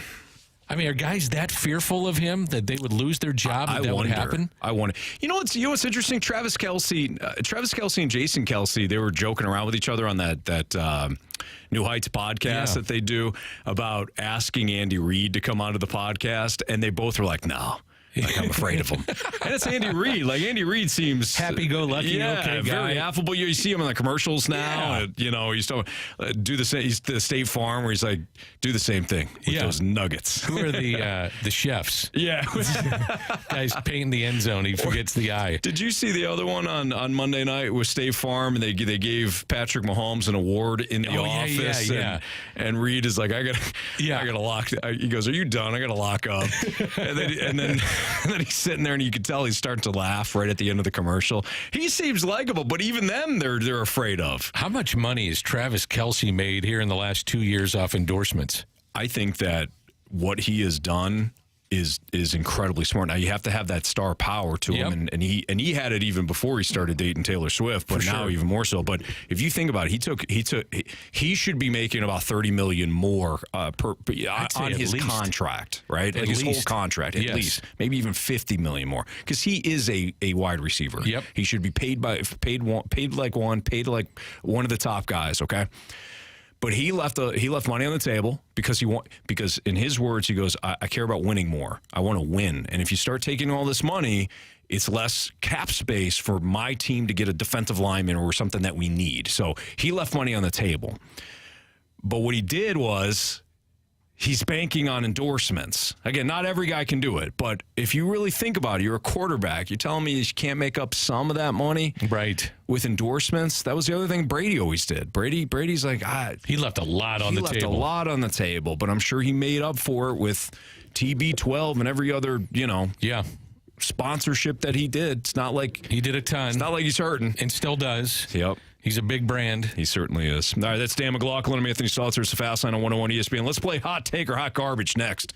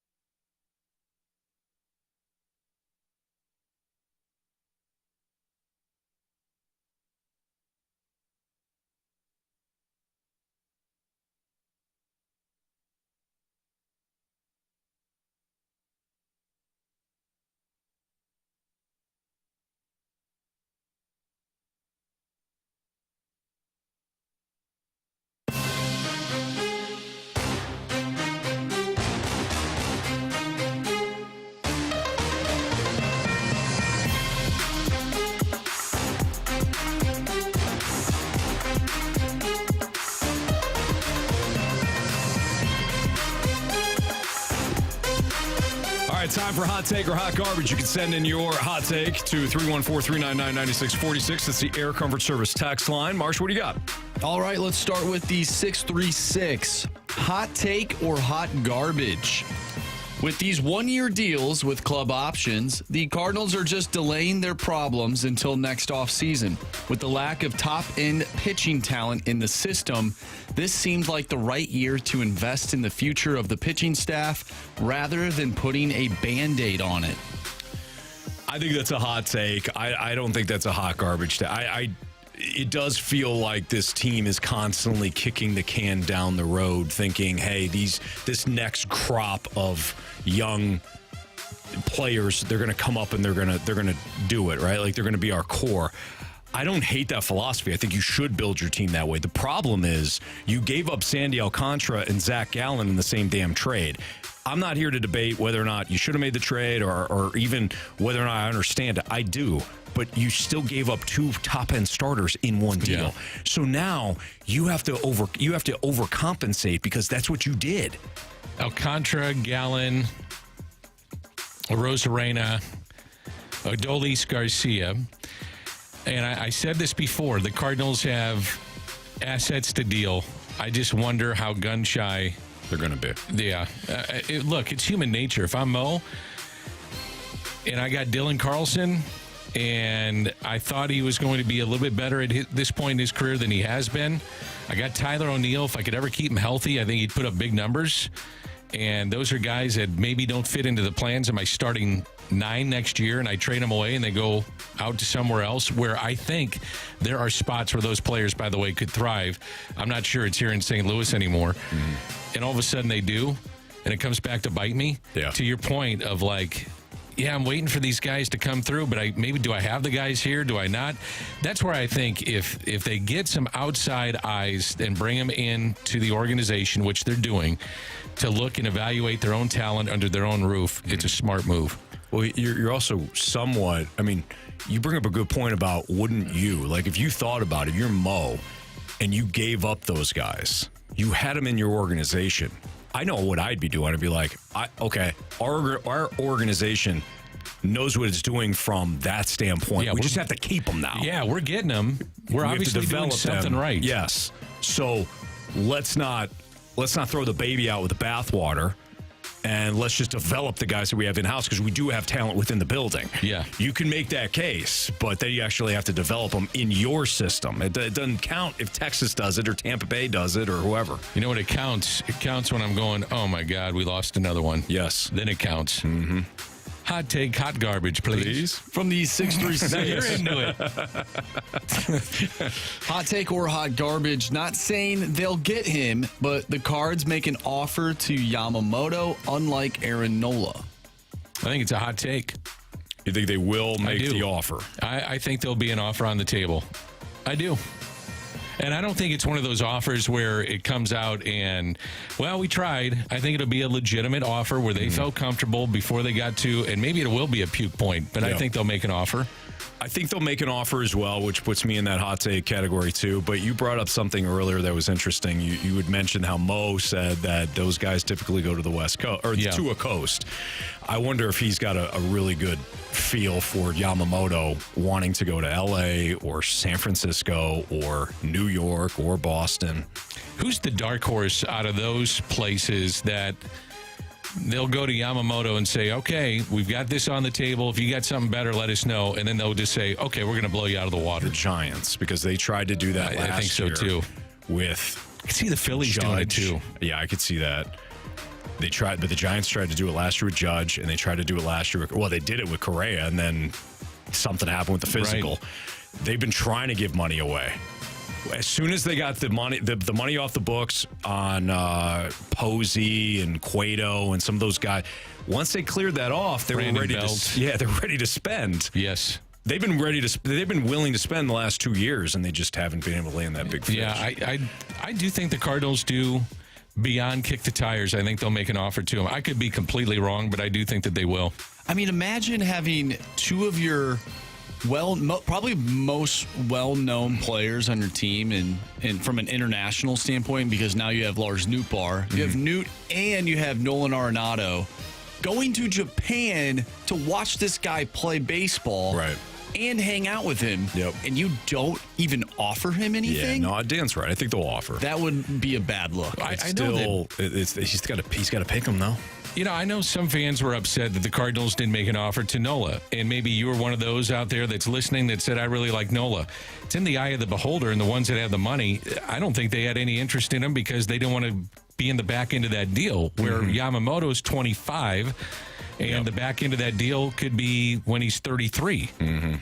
And that's a big difference when you're going to kind of, dedicate. You don't find guys like this that hit the free agency market at 25 with this resume. And apparently the reports are that he wants to play with someone that is from Japan or at least from that area. I don't know. I mean, Newpar qualify for that. I mean, they played on the same together. team. Yeah. There's some things that could be of interest for both sides in this thing. I think you're right, Dan. Yamamoto's going to be a Cardinal. I agree with you. When he's 33. All I said was I'd be surprised if he takes it off, gets an offer. I heard you, Dan. I heard you. Go ahead, Mark. Okay. Hot garbage on that one. Hot take or hot garbage from the 980. BK and Ferrario had a guest on yesterday that said Baltimore is a destination players want to go more than St. Louis. So hot take or hot garbage, the Cards' mystique is over, and they no longer can use what the organization's organization Deere 10 plus years ago deemed.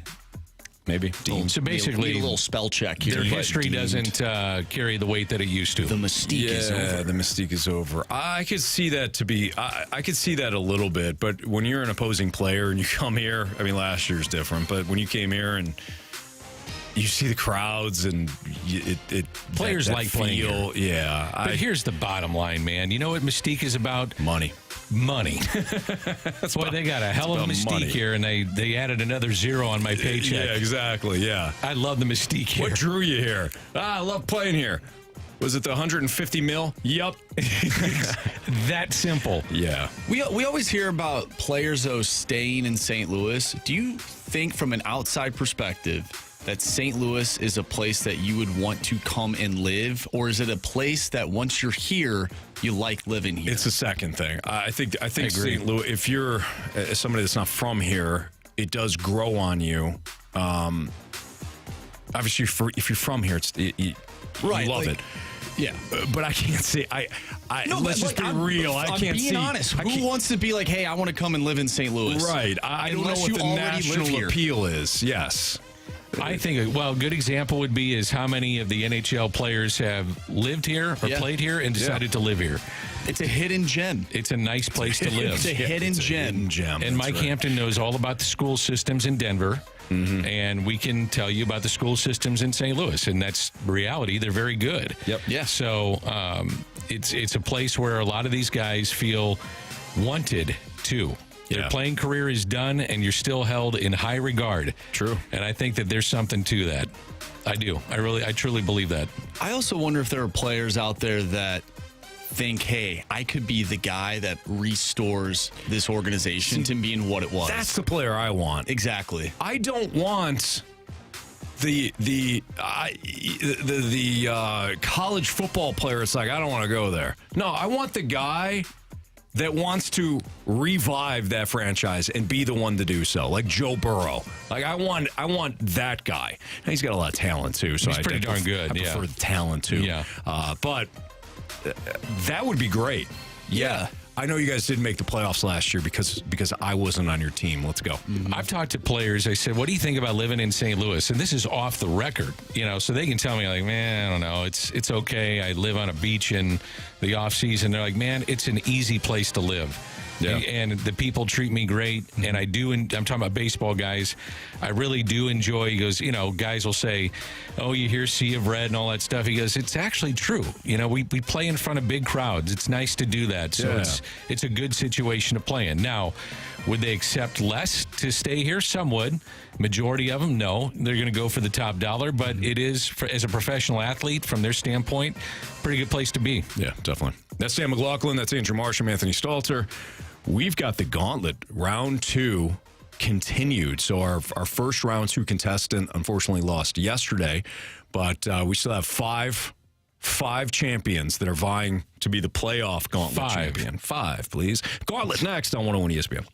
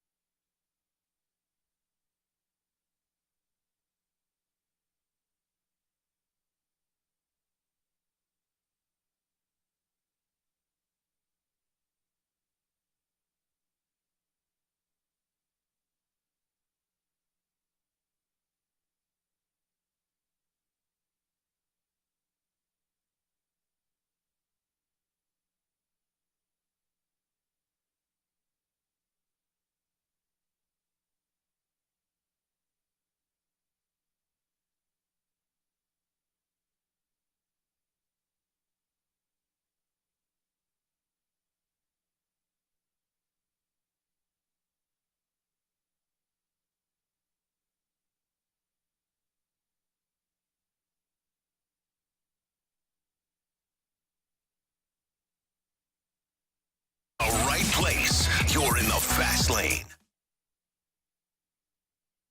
3 warriors, 4 categories, 1 challenger. Can you master the gauntlet?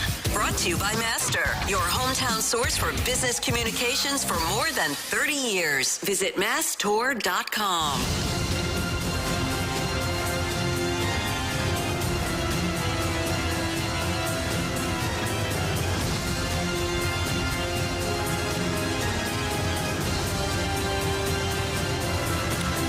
Time for the Gauntlet 401. Your time check is brought to you by Clarkson Jewelers, an officially licensed Rolex jeweler, with Dan McLaughlin and Andrew Marsh. I'm Anthony Stalter, and we continue our Gauntlet playoff round with the second round. Started yesterday. Joey is back for round 2. He beat Marsh last week, and Joey picked his category.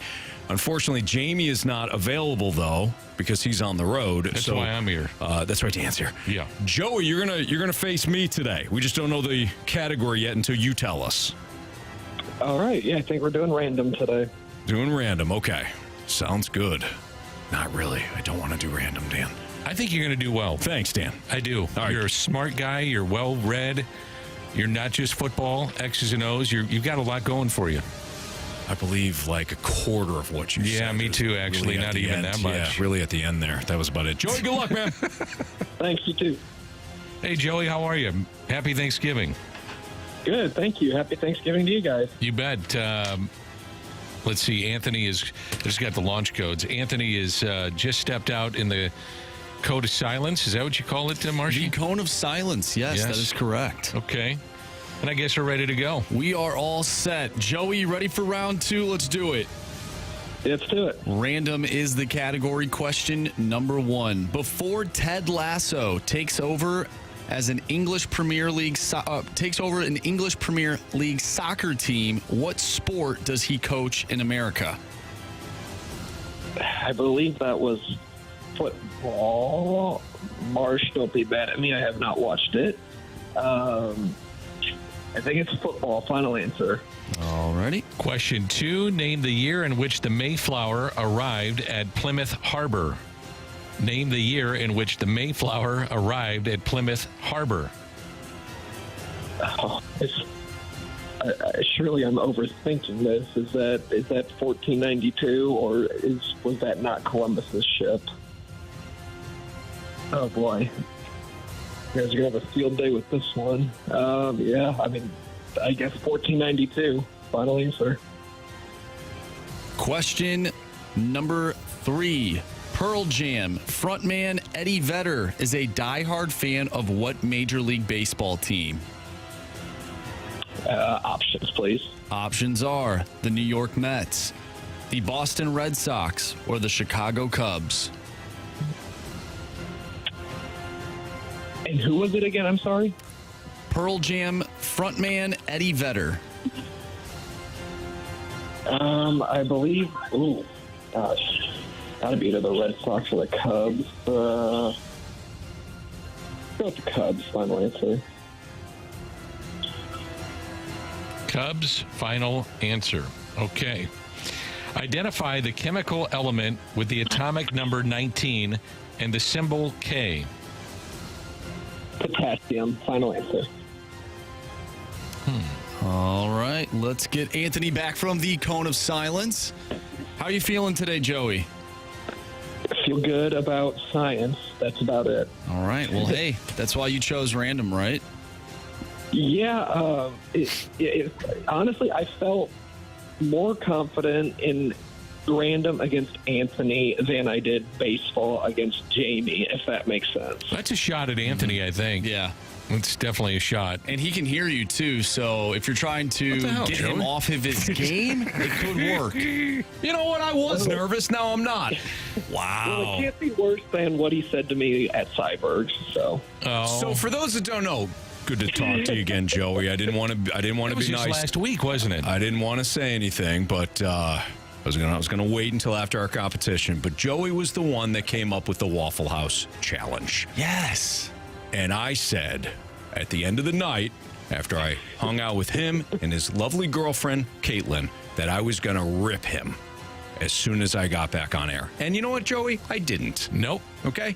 But now I'm going to take you down. And he just had a shot at you, didn't he? He did. Yep. Didn't feel good. Good luck, Joey, because this is going to get ugly, maybe. No, Joey, good hanging out with you guys last week. That was fun. Yes, it was. Thanks for putting that on. That was a blast. No, that was fantastic. All right, let's go. Let's get down to business here. All right, Anthony, before we start, you better pack a lunch. Okay. Here we go. Question number 1. Before Ted Lasso takes over an English Premier League soccer team, what sport does he coach in America? Oh, that would be college football. Final answer. Question 2. Name the year in which the Mayflower arrived at Plymouth Harbor. Oh, yeah. No, I know this. But for time's sake, I'll get the options, please, Dan. Understood. 1508, 1620, 1678. You gave me two 16s there, so I'm thinking it's one of those. 1620 or 1678. 1678 seems too.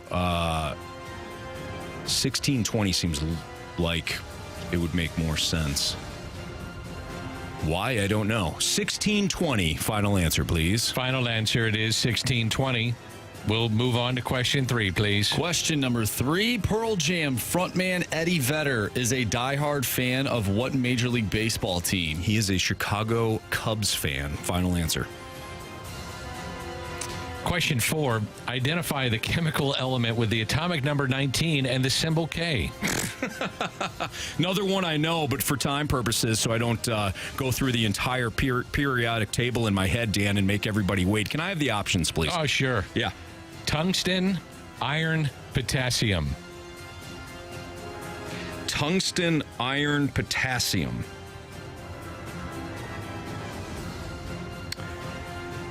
Tungsten, iron, potassium, and it's K. The chemical element with the atomic number 19 and the symbol K. I think you made up tungsten. I don't think it's iron. So I'm going to go with potassium. Final answer. Final answer it is. Marshy, let's begin, please. All right, let's go over these questions. This was a good one. Let's start with question number 1. Before Ted Lasso takes over an English Premier League soccer team, what sport does he coach in America? Joey, you said football. Anthony, you said college football. We're looking for the sport. The correct answer is football. None of you guys needed the options. Nice. We're all tied up. Way to go, 2. Joey. Let's go to question number 3. Pearl Jam frontman Eddie Vedder is a diehard fan of what Major League Baseball team? Joey, you said the Chicago Cubs. Anthony, you said the Chicago Cubs. The correct answer is the Chicago Cubs. But Joey needed the options. All right. So, Anthony, you have a 4-3 lead. Okay. Question number 4. Identify the chemical element with the atomic number 19 and the symbol K. Anthony, you had to use the options. You said potassium. Joey also said potassium. Correct answer is potassium. Joey didn't need the options, though. How about Joey just going no options, potassium on you? Yeah, that was impressive. Wow. Very impressive. Wow. All right. Final question. We're going to question number 2. Could be the easiest one on here. Name the year in which the Mayflower arrived at Plymouth Harbor. Anthony, you used the options. You said 1620. Joey, you did not need the options. Oh, no. But you said 1492, which we know is not an option. Oh, boy. So, Joey, you're hoping that Anthony gets this question wrong. And if he does, we're going to a tiebreaker. Come on, Dan? 1620. The correct answer is 1620. Oh, Joey! You have chosen poorly. You lose. Not today. Wow, that was an epic nail biter. Man, oh man. Yeah. Joey, I like you, but I needed to do that. Wow. You know that, right? You understand that. Oh, 100%. Oh, man. I made my bed with that one, but, it is what it is. Well, I hope you visit me at Waffle House in about 2 months. I already told you I would, so you know I will. I appreciate that. If you don't mind eating about 8 waffles for me, that'd be good. So I wonder if we could add that in. We are that day. Joey, I do have a question for you on the name the year in which the Mayflower arrived at Plymouth Harbor. No options, man. I mean, you went right to it. And also, atomic number 19 and the symbol K, you went potassium. You got that right. May I ask what you do for a living? Because you seem to be very well-versed. And a lot brighter than us, quite frankly. no doubt. Yeah, I'm actually a state worker for Illinois, but last week I took a test to hopefully come join you guys down in St. Louis and maybe become a firefighter. Awesome. Oh, that's awesome. Yeah. Joey and I talked about that at Cyberg's last week. That's great. Well, thanks for playing and have a great Thanksgiving. Yeah, you guys too. Happy Thanksgiving to all of you. Thanks, Joey. Thank you, Joey. Take care. Yeah, sure thing. I mean, no options on that. I mean, you got to that's go. impressive. For me, I had to go options. You don't know your periodic tables? Outside of arsenic, no. Arsenic is AS. And that's the only one you know. That's the only one I know, Dan. I like, though, in watching how you did this, you know, Marcy and I think, both have a great appreciation for how you went through the potassium call. Yeah. That was impressive. Because you made up the one word. Well, tungsten is actually on the periodic table. No. Yeah, I would know, right? No idea. No, yeah. And then Tungsten doesn't exist. And then when you did the 1600s and you were like, you know, 1620 sounds like a nice round number. That's the reason why I did it, Dad. It was impressive. See, Thank you. I would have thought the complete opposite. Like, who plans it out? Like, all right, we're gonna head over here in 1620. Wouldn't it be more of like a random year? You would think. No, because I feel like you're trying to throw the person off, so you include the two 1600s, but 1678, that doesn't. I would have gone 1678. Would you? Well, I'm saying it when they traveled over here, but more so than 1620. Yeah, for me. Because it's so I would have chose 78 too. Really? Yeah. 1678. Because it's so random. Like, who just travels on a nice 1620? Oh, we discovered America. That's really funny. I thought the exact opposite. Anthony, when you win, you still lose because the 636 says Anthony beat the nicest guy ever. What a jerk. Oh, come on. He is very nice. I got to say it. I'm in agreement with the texter. Of course you are. I am. He's such a nice man. Listen, I know. I hung out with him last week. His girlfriend, Caitlin, was very nice. You mentioned the girlfriend a little too often. Listen, they're both very kind. Just saying. Both of them. Sounds like you were talking to her more than him. No, I was not. I was talking to both of them equally. Joey, like he said, he's hoping to become a firefighter. My grandfather was a firefighter. We shared a lot in common that night. Okay. All right, then. How dare you? How dare you, Dan, turn that Cyberg's evening into something of just untoward behavior? Yes. Understood. Boy, Caitlin was really nice, though. She was. Nice job, Anthony. Way to sell the station. That's Dan McLaughlin. I'm filling in for Jamie Rivers, by the way. My last appearance. On 101 ESPN. No, it's not. What's trending? What's trending is next.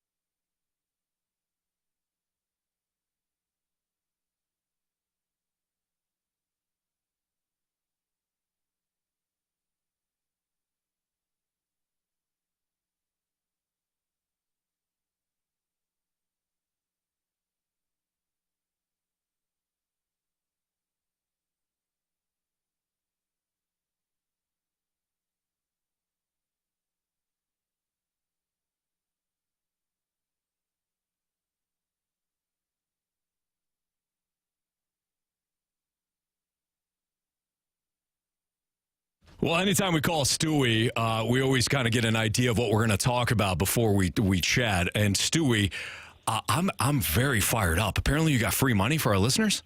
Anthony, free money. Everybody walks around saying, "What the heck is he talking about? Free money, free money." There's no free money in this world.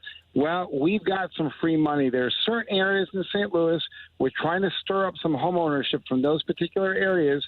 We're going to give you a $5,000 free grant, forgivable right away, if you live in those areas and you want to buy a home. You don't have to buy in a specific area. You have to be living in those areas. So if you want to know whether you qualify, give me a call. $5,000 towards down payment or closing costs. Unpaid back, free money. You don't have to worry about it. There's no catch. We're doing it special. It's a limited amount of funds, so we only have a specific amount available. Take advantage now.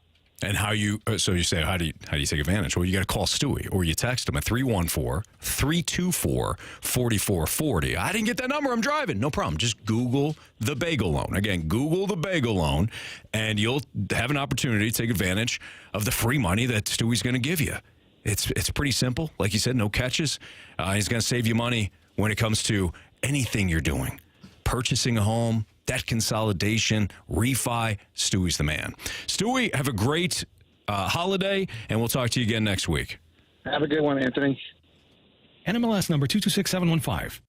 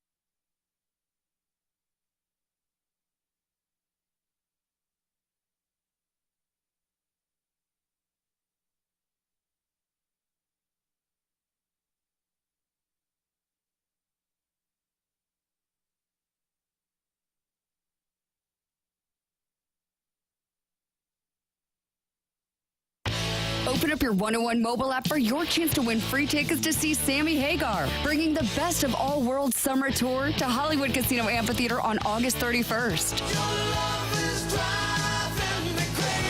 Rock and Roll Hall of Famer Sammy Hagar will be joined by Michael Anthony, Joe Santriani, and Jason Bonham for a huge show this August at Hollywood Casino Amphitheater, including special guests Loverboy. Get all the ticket details and get entered to win those free tickets for the show right now, either at 101ESPN.com or on your 101 mobile app.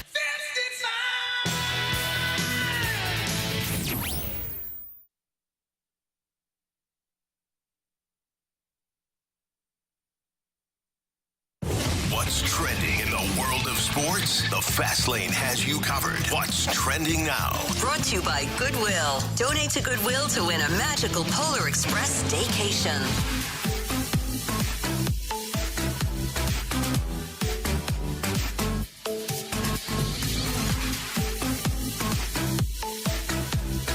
It's Fastlane on 101 ESPN with Dan McLaughlin filling in for Jamie Rivers. I'm Anthony Stalter. Here's Andrew Marsh with What's Trending. All right, gentlemen, the question that I wanted to pose to you guys in today's What's Trending is, are the Cardinals wanting to be competitive? Obviously, they just signed Lance Lynn and Kyle Gibson, and some believe that the rotation is better than it was last year, which is not a great I'll buy that line to cross by any means. But the question is, are the Cardinals wanting to be competitive, or are they willing and wanting to win a World Series? I think they want to win a World Series. Of course. Okay. I think they're wanting to. Let me give you a few things, though, while you're mulling this over. Okay, I was just mulling over my words, whether or not I was going to be sarcastic or not. But go ahead, Dan. Well, here's some of the reasons why you go out and you sign Kyle Gibson. Mm-hmm. And what the main thing I was looking at with his repertoire, he has developed a different breaking ball. It's in the 94th percentile of Major League Baseball. That's helped him. So you pick up on, instead of taking this negative view of everything, and I can give you all the negative stuff too that goes along with it, but there's some positives that go along with what he brings.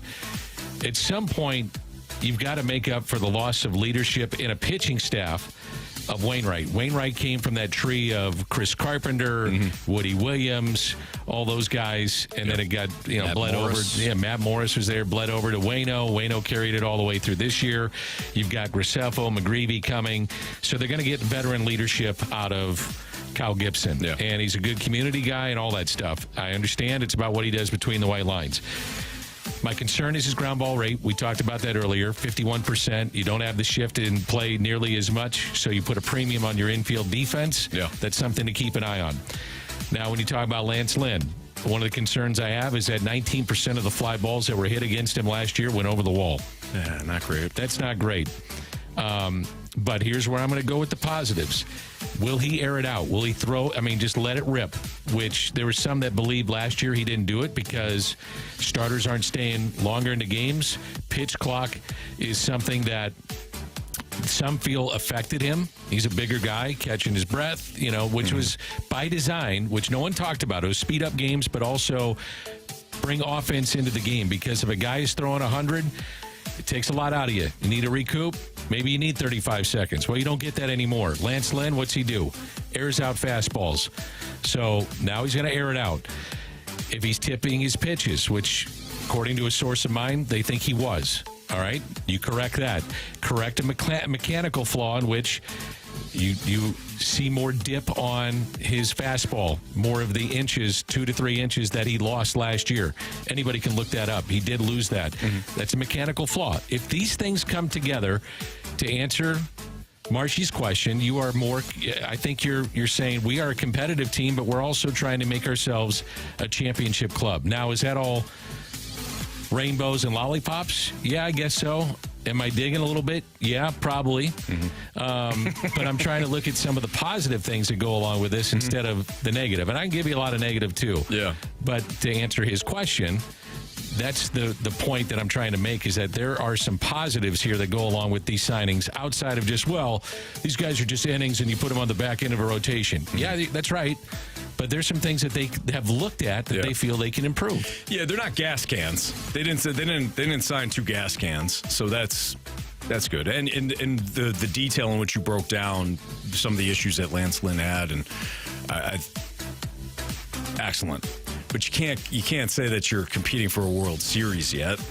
Not even close. Well, you still need a front end rotation guy. You need, Dan, I would say you need 2 front end guys. You don't need to go bigger and bolder than these 2 guys. You have a number 3, a couple, a 4, and like 2 5s right now. That's what you have. And one of those 5s might be a bullpen piece. You do not have a front-end starter. You don't. You cannot compete for a pennant without one. What did I tell you I would do earlier? I would sign a guy like a Sonny Gray, or if they're in on Yamamoto, and trade for another front-end starter. You and I are on the same page. How do we talk to Mo about that? And if I had to move Steven Matz to the bullpen, which is where I would prefer him anyway, no problem.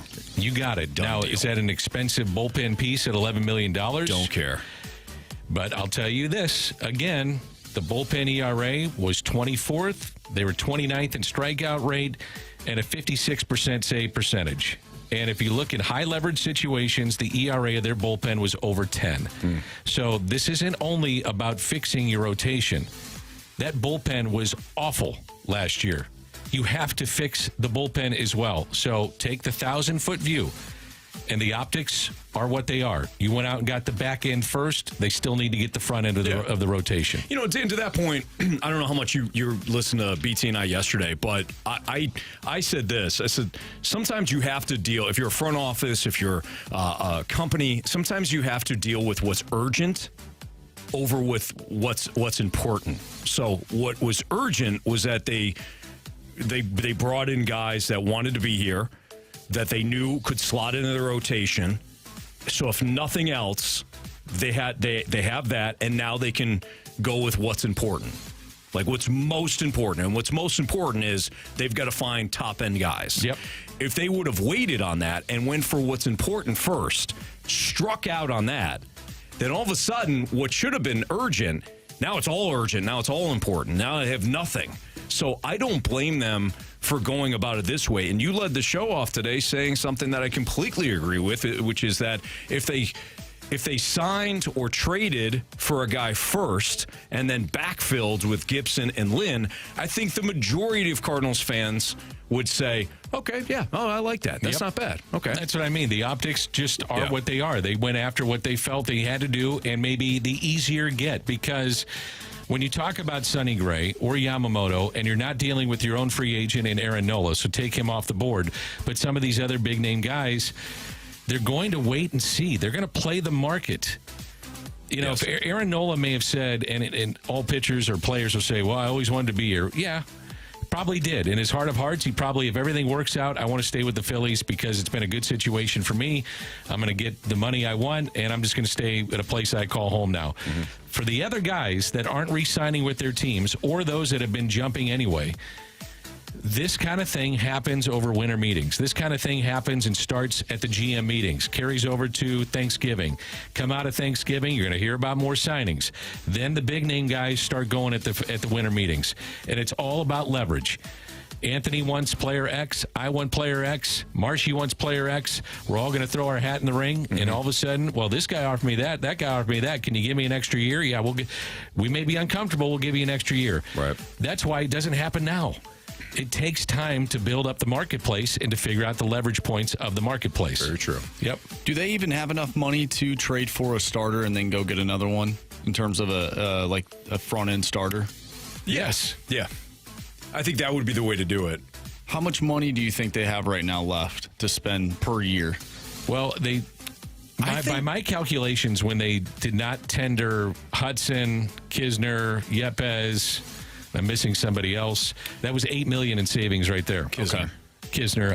I thought I mentioned him. Maybe not. Whatever. The four guys that they did. Hudson, Kisner, Yepes. So basically, that's Lance Lynn. It was $8 million bucks. Yeah, there you go. Right. Give or take. Mm-hmm. Yeah, I also think, and maybe I'm wrong in this thinking, but I also think that because you sign two guys on one-year deals, you're going to be more flexible. 100%. If you sign two guys on 4-year deals, now all of a sudden puckers a little bit more because you're more committed. You're more puck committed. I'd still be, two frontline starters, I'd love that, but I'd still like to see a frontline starter one, no matter what, one. And even a guy that has a pretty good resume but looking for a bounce back on a 1-year deal. I've improved my rotation exponentially from a year ago. Agreed. So I'm looking at 2, not just 1. Same. Dan McLaughlin, Andrew Marsh, Anthony Stalter. NFL Week 12 Pick'em Challenge. We're going to go through our picks next on 101 ESPN.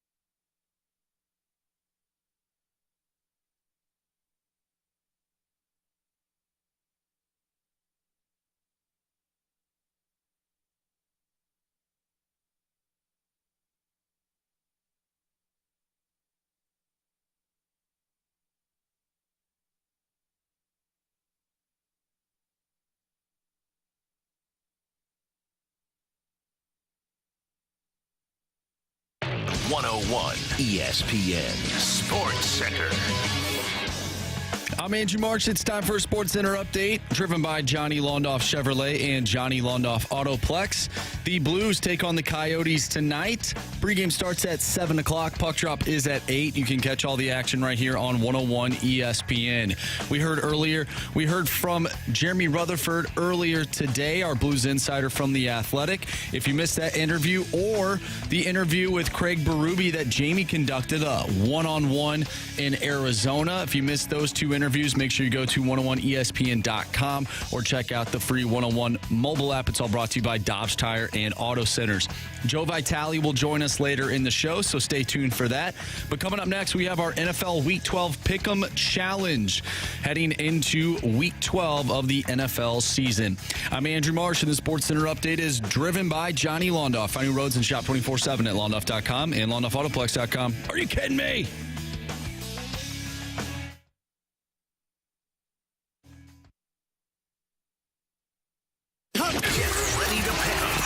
Fastlane Football Pick'em Challenge on 101 ESPN. Refreshed by Bud Light. Well, you sure know how to pick 'em.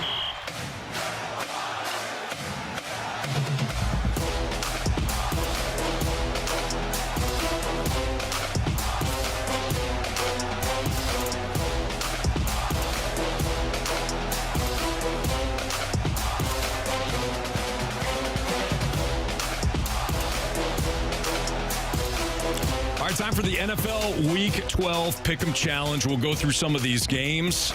Dan McLaughlin, Andrew Marsh, Anthony Stalter. Let's start with the three tomorrow. And by the way, we've got the games, every single one of them, the triple header tomorrow in the NFL. Packers, Lions, Commanders, Cowboys, 49ers, Seahawks. Which game are you guys looking forward to the most? I think the Cowboys. Cowboys won, yeah. Yeah. I don't know why. Cowboys have struggled on Thanksgiving Day. It's just because... Not for for what my friends do. Yeah. And I try to help them, obviously. You're very kind and giving, just to give them some information for what they may want to do. Yes, naturally. I would never do that, but I just like to give them info. Uh-huh. However, there's something about seeing the Cowboys on Thanksgiving. So you're asking what I'm looking forward to? You're looking for that, the tradition. Yeah. I just enjoy seeing the Cowboys on Thanksgiving. I do love the Cowboys Thanksgiving uniforms that they typically wear. Yes. The dark, the navy blue and the white helmets. I think that's awesome. I also enjoy the Lions logo-less helmets and the darker blue. I think that's cool. So tradition, I get that. By the way, just real quickly, have you guys heard about the Barry Sanders? He's got like a documentary. Thank you. Documentary coming out. I don't know if it's released tonight or tomorrow, but I know they're trying to get it out there for Thanksgiving, and they say that this is like one of the best ever. I believe that. Because he's a mystery, and he gets into why he quit and all that kind of stuff. And anyway, go ahead. He always stayed away from the media after that. He made his decision, and that was it, which I respect. I agree. All right, so what game you got? Tomorrow, I am really looking forward to that NFC West matchup between the Niners and the Seahawks. I knew you were going to go there. Because I love the Niners. I know. I do. I love watching Kyle Shanahan's offense. And now that it's complete again, where you've got McCaffrey and you got Deebo Samuel, man, I'm really fired up for that one. So 49ers, Seahawks. I do think the 49ers take care of business, though. My guy, Brandon Ayuk. Yeah. He helped me in fantasy last weekend. So I'm very pleased with the offense of Kyle Shanahan and spreading the ball out a little bit. Yes. I also have Deebo, too. I don't know how I got both guys, but I did. Are you beating your son yet? Because No, okay. It was only my second win of the young season. It's not very young. Hey, you know what? You're a second-half team. That's what I told. I said, we've gotten the front office together. We're going to make some moves. You got to make some changes. Got to make some changes. Got to talk to the young guys about making sure, they show up. I get that. Geno Smith is playing tomorrow, by the way. Yep. For the Seahawks. I still like the Niners, though. So do I. I like from a pick'em standpoint, I like all the favorites. I don't see an upset happening tomorrow. And I wouldn't be shocked if all three favorites kind of rolled. I'm with you on that, too. But it's going to be fun. So you got a Black Friday game, too. You got the Dolphins, you got the Jets. Wait a minute, you forgot about the college football game tomorrow night. The Egg Bowl? Egg Bowl, baby. Between Ole Miss and Mississippi? Yeah. State? I said Ole Miss and Mississippi. Same damn team, Dan. That's all right. Ole Miss and Mississippi State. Lane train, baby. Lane train. I could see Mississippi State hanging. It's in Starkville? Yeah. I'm not saying that with my, with my chest, but I understand that. I don't know about you. I still enjoy watching Lane Kiffin. I don't know. He's kind of just a character. He's a villain. He's a character. Mm-hmm. I kind of enjoy watching him. He don't care. He don't care. He's going to run it up on you if he gets a chance. Yeah. He's got a great offense. His quarterback's really good too. Jackson Dart. Very good. Mm-hmm. Good wideouts. So I've watched them a few times this year. They're fun to watch. It sounds like you like the Rebels to roll. I do. Okay. I do. All okay, those are my 4 games, and I'm with you on the favorites and all those. There you go. Just for my friends. Yes, of course. Dolphins and Jets. Dolphins roll. Tim Boyle is starting for the Jets on Friday. He's been a pro for 7 years. What? I think it's 7 years or something like that. I could be completely wrong. Tim Boyle's been a pro for 7 years? No. I know what it is. He said he hardly played in 7 years. That's what it was. Going back to even his college days. This should go real well for the Jets then. I just read that like today or yesterday. He was talking about hardly playing. No, you're right. He's been in the league since 2018. Yeah, 7 years. Wow. I even got something up on you that you didn't know he was in the league for 7 years. Yeah, listen, Dan, first of all, you know a lot. You got a lot of nuggets. No. Second of all, what? 7 years, is your bro. guy, Zach Wilson. This is how bad Zach Wilson is. Or must be. Yes. Or must be. That Tim Boyle is going to be the guy now for the Jets. I don't know if they score. Because that Miami defense is starting to play really well now. It's their offense that has kind of lagged a little bit lately. Surprisingly. Yes. I still love Miami. I love Miami to roll in a big way over the Jets. Even though the Jets defense is really good. Don't get me wrong. It is, but when you're on the field the entire day. There's also something to the fact that there's kind of turmoil with them and what happened with Zach Wilson, and you live in that media market where you just question constantly, you're beat up with it, and it's just like, now it's time to roll over. So moving on to Sunday's games, Jaguars and Texans, kind of a fun one. So the Jaguars are 7-3, Houston is 6-4. How much you buying into Houston potentially giving Jacksonville a serious run in the AFC South? Let me ask you this. Right now, would you rather have Trevor Lawrence or C.J. Stroud? I mean, with the way that C.J. Stroud is playing this year, I'm a big Trevor Lawrence fan. But how can you take Lawrence over C.J. Stroud this year? C.J. Stroud. Going forward. To me, it's C.J. Stroud. Yes. In his rookie year with a team that had no expectations to do anything, and now they're in the playoff picture. He is so much fun to watch, man. He's competitive. He hangs in the pocket. I mean, he took a shot last week and came right back. The throws that he's making. I mean, Trevor Lawrence is a franchise quarterback. Right? I'm not discounting that. But you got Evan Ingram, you've got Calvin Ridley, you've got Christian Kirk, you've got Zay Jones, he's got a lot of Travis Etienne. Houston's got no running game. And he's throwing to guys that, Tank Dell looks like a real deal, but Noah Brown. So you just made my point. I mean, if you put C.J. Stroud on Jacksonville's team. Nico Collins. And Trevor Lawrence on Houston's team. Yeah. What do you think Jacksonville would be doing? And Trevor Lawrence is very good. Don't get me wrong. He's figured it out. It's a real head coach now. It's not Urban Meyer. Right. For the NFL game. Yeah. Or at least how he wanted it to go. I never thought of that. That's a really good question. Kind of interesting. Yeah. I always flip-flop I'm saying guys. Stroud. I am too. C.J. Stroud. You got Texans? Texans. Marsh, who do you got in that game? I know you're working over there, but Texans and Jaguars. Who'd you pick for the pick? I picked the Texans. Sunday night. A lot of thought there, Marshy. he's working over there. Sunday night, I'm a little surprised by this line. The Ravens are only 3.5-point favorites on the road against the Chargers. Have people not watched the Chargers this year? Or they think that Lamar Jackson is really beat up, which he is. He is. He's beat up. He doesn't have Mark Andrews. But for Mike, I mean, come on. The Chargers last week, I picked the Packers, and the Packers stink. I did too. But I like the Packers in that one because everybody loved the chart. And they won straight up. They won straight. We're falling. I love Justin Herbert, but we still look at the Chargers as something they're not. They're not a good football team at all. Defensively, terrible. They're terrible defensively. Lamar Jackson... Give me the Ravens all day long. Ravens for me, too. How about Eagles, Bills? I think this line's too low, too. I don't think the Bills magically figured something out last week, Dan, against the Jets. I got three teams that I've been going with way too much this year. The Bills, Texas Longhorns, and USC. Oh, I've been waiting for these guys to come on, show me something. I appreciate your honesty on that, though, because there are teams you just fall for. I've fallen for them, man. Yeah, I got to stay away from them. I should. I should have learned my lesson. What's the line on this one? Eagles are -3. That's it. At Buffalo, obviously. In Philly. In Philly? Oh, I'm going Eagles. Is it too easy? Is it too much of a layup? Man, is it too much of a layup? What am I missing here? There's got to be something I'm missing. Monday night game, short week. Right. Yeah, well, that's true. Yeah, coming off Kansas City. I mean, that was a big one. The Eagles did, a lot of their coaches and players acted like they'd won the Super Bowl. So maybe it's a good time to face them. Maybe it's a little let down. Maybe that's what Vegas is thinking. Maybe, yeah. Short week. It's those are the only other interesting games, I would say. Yeah. Chiefs and Raiders, but I think the Chiefs bounce back. I do too. It's probably a close game, but man, getting that number 1 seed is so vital. Mm-hmm. It's so vital. You get a week off, you got 2 home games, and you're in the Super Bowl. Yeah. I mean, it's just so. That's why that loss by Kansas City was enormous, and it didn't have to happen.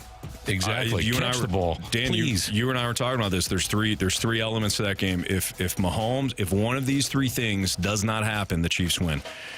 If Marquez Valdez-Scantling, obviously, if he doesn't drop the ball, they win. If Mahomes doesn't throw the pick in the end zone, or if Travis Kelce doesn't fumble inside the 10, that's the game. If one of those things don't happen, you turn the ball over twice inside the 10 or inside the red zone. That's the game. Yep. Period. End of story. Jamie's keys to victory tonight against the Coyotes and our first goal of the game coming up next on 101 ESPN.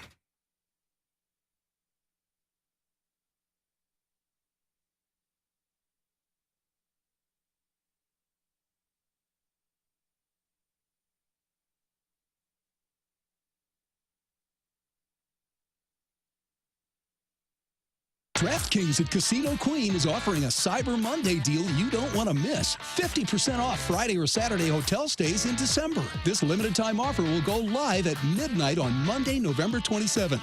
Book directly at DraftKings at CasinoQueen.com using promo code Cyber Monday. Set your alarm to play, stay, dine at DraftKings at Casino Queen. Must be 21. Gambling problem? Call 1-800-GAMBLER. Based on availability, occupancy, limits, and date restrictions apply. View website for details.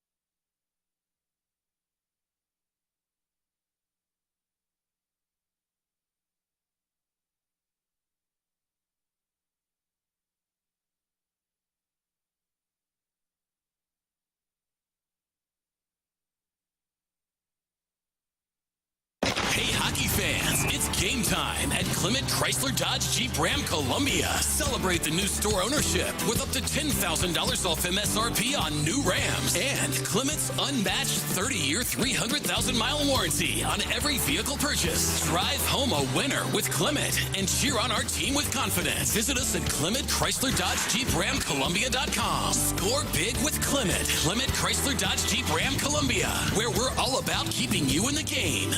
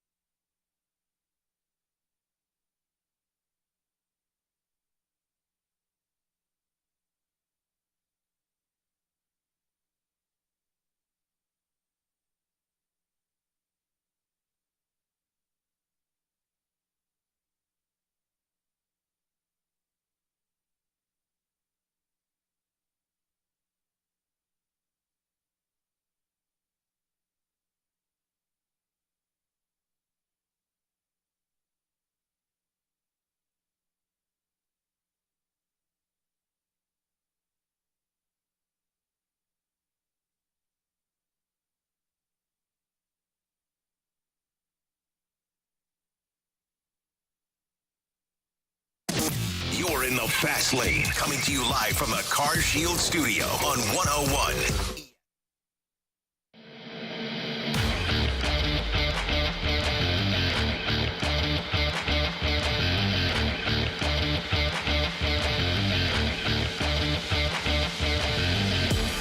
With Dan McLaughlin, I am Anthony Stalter. It's the Fast Lane on 101 ESPN, and we're joined by our guy, Jamie Rivers, via the 101 ESPN Celebrity Line. What's up, Jamie? How's the road? Man, it's been good. I'm not going to lie. The sunshine is out. It's about 80 degrees here in Arizona. Beautiful out. I miss you guys. Hope it's just as warm in St. Louis. Jamie, you know it's not. Why would you? Why? And you know that. So why would you hurt us like this? Why are you doing that, man? Yeah. Well, you only hurt the ones you love, right, guys? So think about it that way. You know, that is sweet of you, man. Now I've changed everything. Look at me. I'm getting emotional. I mean, this has changed my whole viewpoint of Jamie today. Man, Jamie, that's so nice. Hey, by the way, happy Thanksgiving to you and your family, man. I hope you are going to get back at a reasonable hour and be able to enjoy the festivities tomorrow. Yeah, thanks, Danny. I appreciate that. You too. For all you guys, have a great Thanksgiving. We'll be back about 2:30-ish in the morning, so it'll be a quick turnaround at the Rivers house. But we're going to get together tomorrow and spend some time together and try to relax. Well, good. But you do have some work to do tonight as the Blues take on the Coyotes in Arizona. Big crowd on hand for the game tonight, Jamie? Yeah, I don't know, guys. I'm not going to lie. This is kind of a weird setup. Like, it really is. It's my first time at the old Mullet Arena, and I walked in, and, like, my junior hockey barn in Sudbury, Ontario was bigger than this thing. And it's cool. Like, it's super awesome, like, the way they set it up and that it's ASU. And actually, ASU... Arizona State, sorry. They were on the ice this morning practicing, so it was kind of fun seeing some of those college guys out there. And, you know, it's a weird setup for an NHL game. We're calling the game from, like, 15 rows above the ice. Like, it's crazy. Like, the players could probably hear us doing the game. But that's kind of cool to have that viewpoint. I would imagine as long as they don't hear you guys, it's kind of enjoyable to be at that viewpoint. Yeah, no, they won't hear us. I was joking, but they'll be on the other side of the ice. We're located above the penalty box, and I don't know how many students will be here because of the holiday. We're walking around on campus today, and it's a beautiful campus. I mean, it's unbelievable. But there are a lot of kids, you know, getting out of town to go back for Thanksgiving and whatnot. And I guess usually they get a little bit of a rowdy student section that comes and cheers on the old Yotes. So it'll be interesting to see how it turns out tonight. What does the building hold, Jamie? Do you know what the capacity is? I think it's like 5,000 and change for a college game. Wow. But then for the NHL, they only get like 4,500 because there's certain areas and things that they have to accommodate for camera crews and things like that and radio crews and just they lose about 500 plus seats for an NHL game. So how do they survive? I mean, a lot of it of any kind of, franchise is predicated on ticket sales. Clearly your TV money is huge, but what's the next step for them in the building and where they're going and all that kind of stuff? Yeah, they're still, in limbo. And it's really kind of wild to think that this franchise has had so many bad owners in a row. The NHL even took it over for a while because the ownership at the time was bankrupt.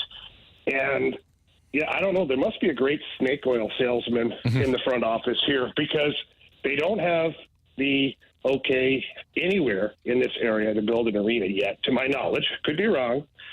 But based on the fact that they don't have an agreement, even if they did have one on paper, like there hasn't been a shovel put in the ground yet. Yeah. So I don't know. What the big plan is. I don't know what the NHL's big plan is with the Coyotes. I know Gary Bettman, he's been steadfast on wanting to keep this franchise here because it would have been easy to move them several times now with all the craziness that's happened. But no, he keeps them here. So who knows? Jamie Rivers joining us from Arizona. It's a Fast Lane on 101 ESPN. Before we get your keys to victory tonight, Jamie, wanted to ask you about Jake Neighbours. He's up to the second line. Verana's a healthy scratch. What are your thoughts? Yeah, so Jake Neighbours has played really well lately, guys. 2 goals in the last 2 games. He's been really effective out there. He got a little bit of power play time last game. It's the way it should be. you play well, you get rewarded. And the flip side of that is the Jacob Vrana situation. Is he's not doing all the things that he can do to make himself the best player out there. And Craig Berube talked about it this morning. Just said, look, Jacob Vrana is a really talented guy. He's a great skater. He can score goals. He's really talented with the puck. But he's not doing all those things. He's not working right now, and he's not competing. He's not working hard away from the puck. He's not working hard to get open. He's playing hard when he has the puck, but that's only one part of the game. Sure. And so, Craig Berube, just like I said, rewarding Jake Neighbours for doing the things that make the team successful and the individual. The flip side of that is that Jacob Vrana is going to have a seat in the press box tonight because he hasn't consistently been able to do that for the Blues. And so, you know what? You tip the cap to the head coach who's setting the standard and holding everybody to it. Absolutely. How about Bennington and the play in the start of this season? You're close to 20 games in. I've always felt like when you're 20 games in, you have somewhat of an idea of what your team looks like and individuals as well. What have you thought of Bennington so far? I think the world of Jordan Bennington. And, I thought last year, I don't think the numbers matched the eyeball test last year. And I know there's a lot of media people that would argue with me that the numbers don't lie and all this stuff, and that's fine. They can have their victory last year, but he has been really good for the Blues this year. He's been the backbone early on in the season when the team wasn't generating a lot of offense or scoring. They were winning games because Jordan Bennington was sensational in there, and just love watching him practice and play and getting to know him even more now, behind the scenes and talking to him on a daily basis. He's really an interesting dude who has his head screwed on straight and gets it. He knows what's involved to be a goaltender at the NHL level. He knows how important it is that he plays well on a day-to-day basis. And he brings a lot to this team, not just between the pipes, but he's really emerged as a leader too. Mm-hmm. Jamie, what do you think, man? What are your keys to victory tonight? Well, first one for these guys tonight, first key to victory is watch their defensemen. They're extremely active and mobile defensemen. They love to jump up in the play all night, and they'll have to buzz around in the offensive zone when they get puck possession. They've got a guy, Dursey, who's got 5 goals already as a defenseman. So make sure you're watching their defensemen. Key number 2 is you're at the end of a long road trip here. It's been a great road trip from a team bonding standpoint. You're under 500 right now as a team, but it still has been a grind. So do yourself a favor, get pucks in early and get busy on the forecheck. This team thrives on the forecheck. This team thrives by scoring first. They're undefeated when they score first. So, let's try to get that first goal if you're a St. Louis Blue, and the only way to do that is get the puck in deep. And 3 is defend the middle of the ice in the defensive zone. You got Clayton Keller, Nick Schmaltz have been Blues killers in the past, and we talked about their defensemen being very active and mobile in the offensive zone. So take away the middle of the ice, defend it really, really hard, make it really difficult for these guys to find any good ice out there. All right, let's do a little first goal of the game. There you go. Can I start? Dan, I would love you to start. Thank you, buddy. Let's go, boys. You're welcome. I need you to score more goals. Get those loose pucks. Thomas to Kyrou. Score! Goal! No big deal. Game winner. Marsh, what are our standings, kid? I think we're tied. Just me and you. Just 1 goal apiece. 1 goal until apiece. tonight, because Dan is going to nail this one. What do you got, Dan? Well, I do it every game. Colton Parayko. Colton Parayko, please. Colton Parayko. That big old moose, he's going to slap one in there, and that's going to go through the net, through the glass, and in somebody's popcorn. Yep. Okay. Colton Parayko. Or an empty seat. You never know. That too. Mullet Arena. Yeah. Jamie, who do you have? I got Scott Perunovich. We've been working around the power play. He's on the first power play unit, watching them get after it today.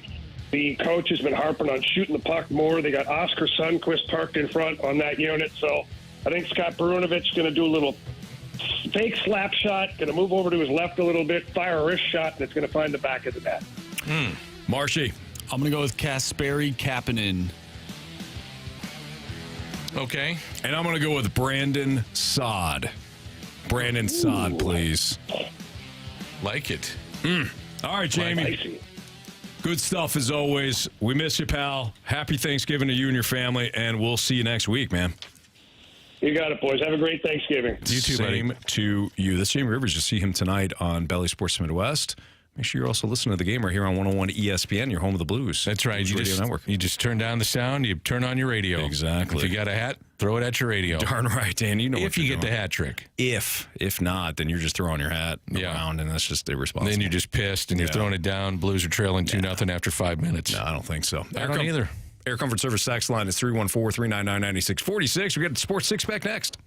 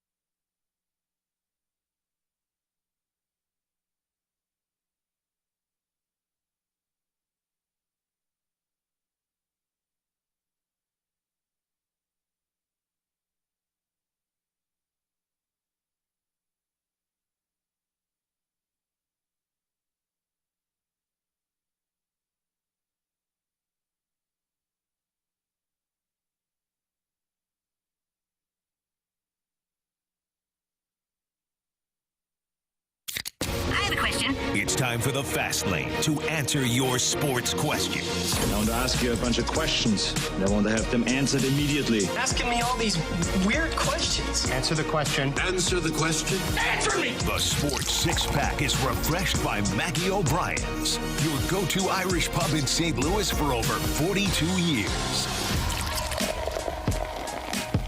5:04, your time check is brought to you by Collection Jewelers, an officially licensed Rolex jeweler. Jeweler. You're fine. No, you're fine. First time I said it weird. Second time I nailed it, I thought. This is where I really stay on point to the questions, too. You know that. I don't deviate at all. 15 minutes later, question two, please. Dan, with that said, go ahead. Question one, please. Question number one. From the 314, if you were to make a trade, would it be for Glasnow or Cease? Give me Tyler Glasnow. Okay, so you also have to factor in he's 1 year, Cease is 2. Yeah. But you're going with the better pitcher. Yeah. Okay. I'm willing to spend the money. It's going to be a little bit more costly in that regard. Yeah. And I'm going Tyler Glasnow. Yeah, I'm with you on that. Glasnow higher strikeout appeal. A little higher ceiling, too, I think. I'm going that direction. What are the age of these guys, Dan, off the top of your head? I used to know that, and I knew that like 48 hours ago I was looking at it. You did. Tyler Glasnow is 30. Dylan Cease is younger than that, isn't he? 28, maybe? He is 27. Yep. I'll take either one, put it that way. All right. You take Glasnow, I'll take Cease. Cease is younger, more cost controlled, next 2 years. Glasnow, to me, is you want front-end guy? Yeah. You got him. Plus, I don't have to worry about working with the Rays. Give me Dylan Cease. Dylan Cease for you, Glasnow for me. That leads us to question two, please. Yeah, a little disappointed. Question number two. Stayed on been point. 15 minutes already? That's a couple of this one's a minute and a half. This one's from Thanks Dad. When was the last time the Cardinals actually made a move that everyone saw coming? That everybody saw coming? Yes. Last time they made a move that everybody saw coming. I don't think it was Goldie. I don't think it was Arenado. I don't think it was Wilson Contreras, really. There's a lot of smoke around the Arenado fire for me. Okay. I could kind of see it happening. I didn't think it would, but it was so hard. It was such a. I remember talking to some people in the front office, and they mentioned like just how complicated this thing was because of the money. Yeah. To make it work, and who would pay what? How many years would you get them to pay? That was a fleecing. It was a fleecing. I mean, Goldschmidt even more so, maybe. Goldschmidt, you got an MVP out of, and you got 3 guys that are barely hanging on in the league that you gave up. And reasonable money, too. What was he making? Do you remember what he signed for? Goldie? Yeah. Oh, he had 1 year left on his deal, then re-upped in spring training. Okay, that leads me to a move that I can see coming. Oh, wow. Goldschmidt 2-year extension. Okay. I bet you'll have that done by opening day of this year. Good call. Yeah. That's a Mo guy. Goldie loves it here. He's living here full time. Wants to be a Cardinal. Wants to retire a Cardinal. Give him a 2-year deal. Finishes as a Cardinal. There you go. Okay, that's one I see coming. All right. You got to take a look. I mean, Mo's MO, so to speak, has been to find a young player and get arbitration years out of the way. Did that with Colton Wong. Did that with DeYoung. Did it with Matt Carpenter. Probably a couple others. Alan Craig was another one. I'm sure we're missing guys. And just kind of lock them up, and then at that point, that's something you don't have to worry about. Right. I always look at those candidates, and this year, even though it's not arbitration years, but a guy I think that they want to keep here long term would be Paul Goldschmidt. Yeah, I like it. Question 3, please. Question number 3. From the 314, what do you think about signing Woodruff on a 2 or 3 year deal? Yeah, it'd have to be a multi-year deal because he's not going to pitch this year. No, and I love it. I love the idea of it. So do I. I love the idea of it. And if anybody was around when Chris Carpenter made his return, that's why you love that deal. Yeah. I don't know what you'd have to give him, and it's a shoulder injury. Correct me if I'm wrong, but it is shoulder. Carpenter had his issues with his shoulder. He had Tommy John as well, but shoulders are really hard to predict. And I'll be really interested to see what that market bears for him. Yeah. There might be a major market team that says, look, we'll take the flyer on this guy because if we have to eat, all of a sudden we sign him for 24 and he got 12 and 12 or however you want to do it. And we have to eat the $24 million. At least we took a chance. Totally. And some major market teams will do that. They'll say it was worth the risk. Front end guy. He is a front end guy if you get him right. But shoulder injuries, man, as opposed to elbows with pitchers, it's a different ballgame. Question number 4. Question 4, please. From the 314, does Paul Goldschmidt get a red jacket? Yes. I think he does. Yeah. You're going to start seeing with the Cardinals Hall of Fame some of the lesser, and I hate saying it that way, it's not like the biggest names in the Cardinals history. Jose Oquendo is a good example.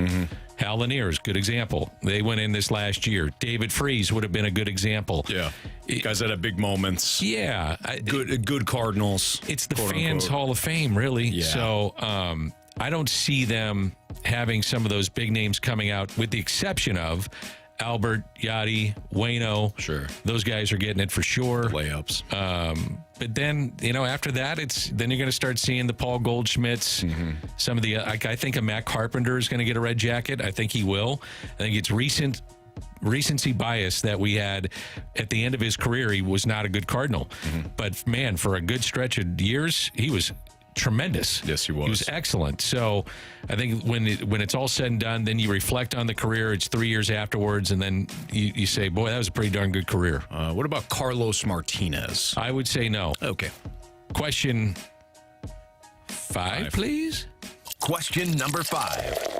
From the 314, what happens if the winner of Michigan and Ohio State loses to Iowa in the Big Ten championship? Then they're out. It ain't going to happen. It's not going to happen, but I do appreciate the chaos type question, and I will not avoid it. No. You put the time in to think of a chaos-esque question, so let's do it. You know who would help? It would help Georgia if they were to lose to Alabama in the SEC title game. Who's another one-loss team that it would help? Washington. That's another one. That's the one I thought. Timeout. Washington does not have a loss. I'm You're saying that they're going to lose to Oregon. And they might not. I mean, they beat them earlier this year, but I just think Oregon's the better team right now. I think it would help a one-loss team that had a really good resume, because Ohio State and Michigan do not. What do you do if Alabama beats Georgia? They're in. They're in for sure. They are in, and I'll tell you why. What do you think it does to Georgia after Georgia's manhandled top 20 opponents here until the very end? I think they're both in. Okay. Yeah, I don't see them dropping out of the top 4. So Alabama, if they were to beat, they beat Auburn and Georgia. Their wins: Ole Miss, Tennessee, LSU, Georgia. They'd have 4. Their loss: Texas, number 11. Loss. Yeah. Number 11 in the country. You could debate it. Oh, well, LSU this, Tennessee this. It is where they're ranked at the time you beat them. That is what the committee has been doing for years now. I don't care what they say.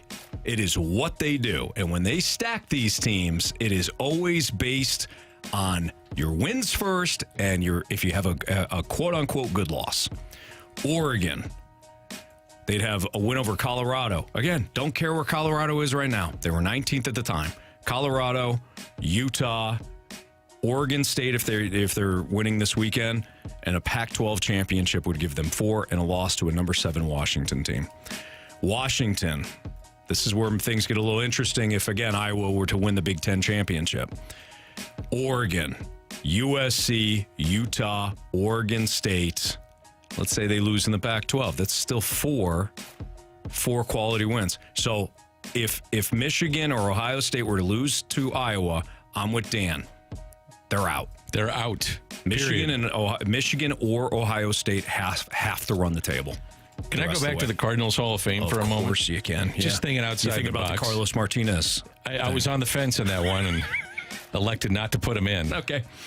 Thought about it. Yeah. Not very hard, but if you're the Cardinals, would you stagger the years of Albert, Yachty, and Waino? So Albert and Yachty could be on the ballot on the same year. Mm-hmm. Do you want them going in together, or would you rather have them their own separate celebration?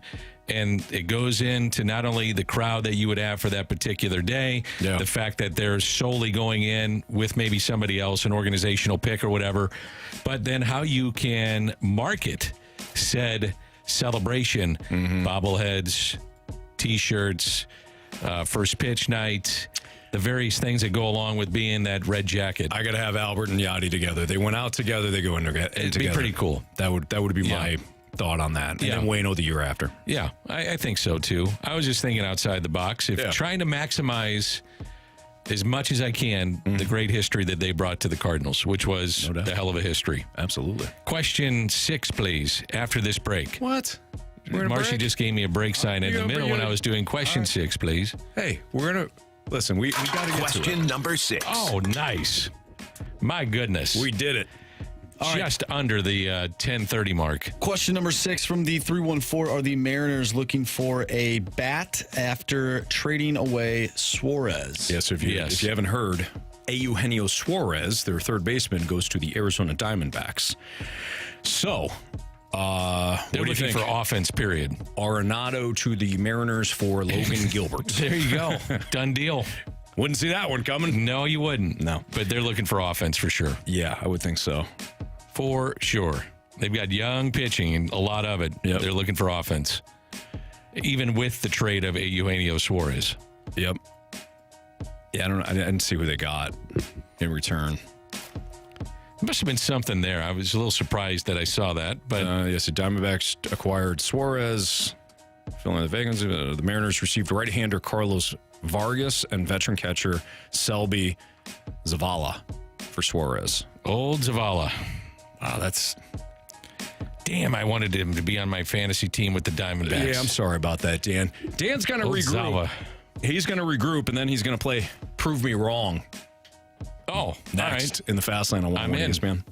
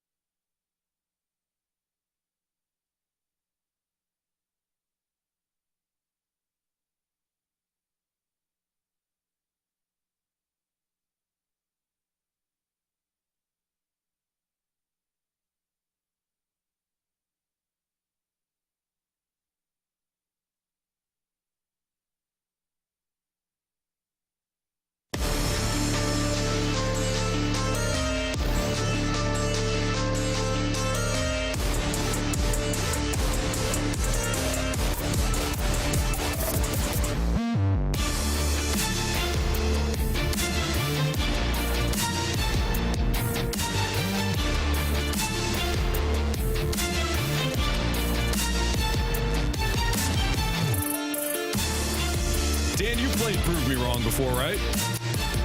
I believe so. So Marsh is going to throw out a statement from the listener. Yeah. From our Air Comfort Service text line at 314-399-9646. And it's usually it's a difficult question. Is it argumentative? It's not they're just making the statement. It's kind of like we view this as like a court of law type thing. So the listener says basically, this person, committed this crime. And you and I, as the lawyers, Stan, we're going to prove them wrong. I love it. Go ahead, Marsh. From the 636, Prove Me Wrong. Eli Drinkwitz deserves to be the SEC Football Coach of the Year. Dan, do you want this case or do you want me to handle this case? What if I agree? I'll handle this case. Don't say that to the judge, who is right here, Andrew Marsh. Although I'd say Kirby Smart is pretty darn close. Listen, Kirby Smart, I believe, beat Eli Drinkwitz's Mizzou Tigers. I also believe that Kirby Smart has not lost a game thus far. He lost his quarterback, I know that, in the offseason. Replaced him with somebody that might be even more talented and even better. This is somebody coming off a two back-to-back national championships. Hasn't lost in the SEC in 3 years now. And is beating fools like a drum. Good effort in Athens by Mizzou, no question about it. But at the end of the day, it's about wins and losses, and Kirby Smart has none. Can I help the texter? No, you can't help the texter. Dan, what are you doing? Playing Prove Me Right and Wrong. Kirby Smart, sometimes in between, is your SEC head coach of the year. Yeah, Dan. Yeah, I knew it. I knew it was coming. Well, I felt it. I don't know what kind of page you guys are on, but it's not the right one. No, it's not. I put up a fight on that one, no doubt about it. When I look at Coach of the Year, I look at improvement, right? And I think Eli Drinkwitz has improved this Mizzou team to relevancy, to the fact that we're actually talking about them more than one time, especially when there's not a guy with a red Cardinal hat on with a bird on his head telling us we need to talk about Mizzou more. Right, we're doing it on our own now. That's true. So for that, you're wrong. Okay. Sorry about it, Anthony. You don't talk city soccer enough. I know that. Yeah, true. Very true. That's on you, Anthony. They lost in the first round this year, Dan. And they are in their off-season. Question 2, please. Fighting or writing, whatever we're calling this. Fighting or writing. Prove me wrong, Dan. Fighting or what? Writing. He just thought of something to rhyme with it. That's it. That's all he did. All right. From the 618, fighting or writing. No, I'm kidding. Prove me wrong. The Cards are playing for 90 wins. Oh, I think that's wrong. I think when you look at the Cardinals, they are just at the start of what they're going to do this offseason. I truly believe that. I'm not just trying to be some hometown honk here and say, oh, okay, they're doing everything great. No, they got the back end of the rotation. If they had done this a little differently, where they got a frontline starter first and then decided to add another frontline guy and then added these two guys, you'd say, this is a hell of an offseason. Well, they went in reverse order. I still believe that they're going to get a frontline starter, if not another 2 or 3.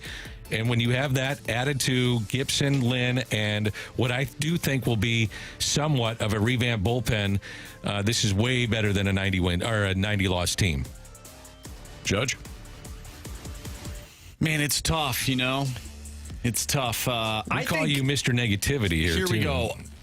Hear me out. Hear me out real quick. Sorry, Dan. Wow. Hear me out real quick. Right now, this team, from a pitching standpoint, not riding. Right now, not good. The texter, though, says the Cardinals are playing to be a 90-win team. I would love it if they were at least a 90-win team. 90-win team, you're in the playoffs. 100%. Yeah.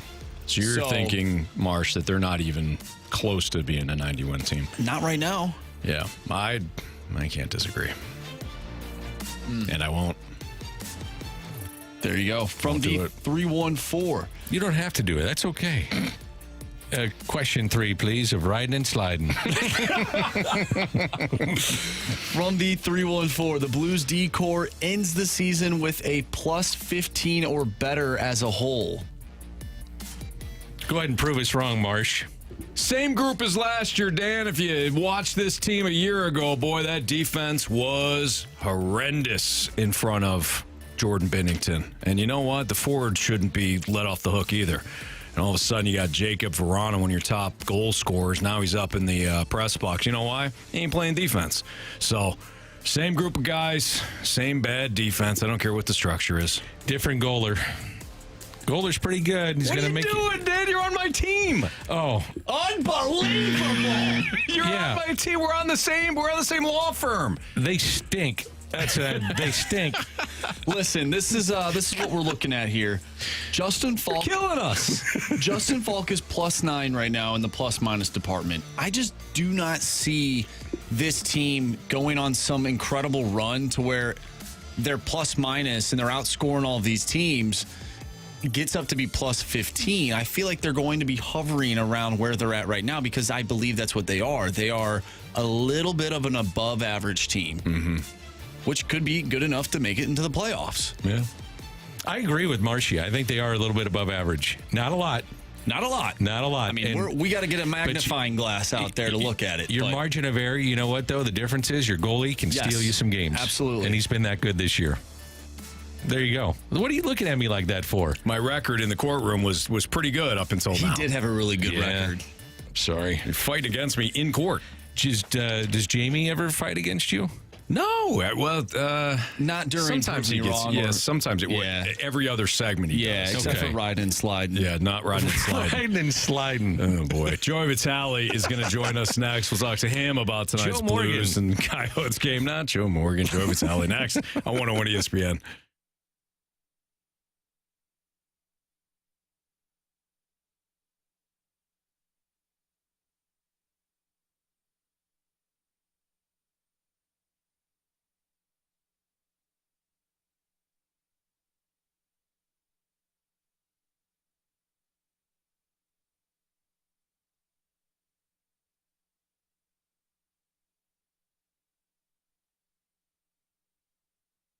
I know the holiday is here, but you still have plenty of time to head out to Auto Centers Nissan Herculaneum. Maybe you do it this weekend. You take advantage of the unbelievable financing options that they do have, and couldn't come at a better time, too, with the rates are where they are right now. They've got the best financing team that you're going to find at any dealership. I'm telling you that. Auto Centers Nissan Herculaneum, that's your spot. No money down, no payments for 90 days, 0% APR for up to 5 years. Those are options that are available on their vehicles, and they've got new Nissans and pre-owned cars, trucks, vans, SUVs, sports cars, whatever you're looking for. Auto Center Nissan Herculaneum, they've got them. So head out to Herculaneum or stop on, go online, visit them online, autocentersnissan.com. You can check out everything that they have on their dealership lot. And then when you head out there and view the fact that they've got over 700 vehicles ready to go, you're going to find the right make and model for you, right color and all that. If for some reason within 30 days, you decide that you want to go with something else, bring it back. 30-day return promise at Auto Centers Nissan Herculaneum. And right now you can enter to win a brand new Polaris ATV. Grab a hot dog just for stopping by. No purchase necessary. Tell them Stalter sent you. It's Auto Centers Nissan Herculaneum.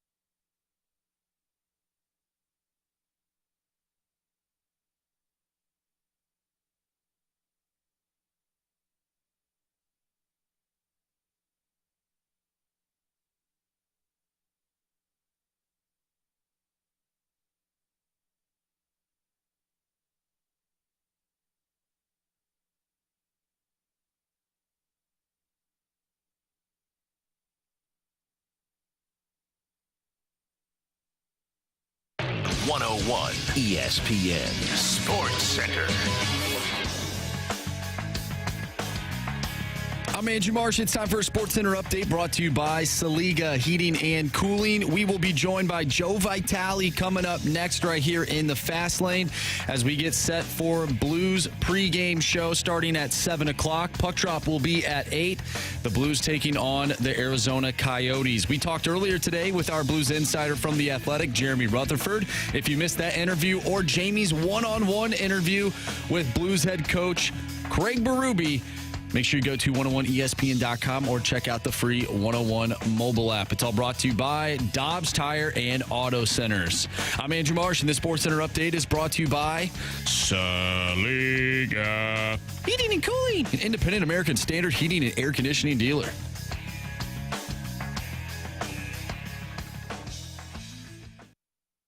Joey Vitale views things a little differently. Just imagine how he looks at hockey. Whoa! This is The View from Vitale, brought to you by Scott Lee Heating Company, a proud Mitsubishi Electric Elite contractor.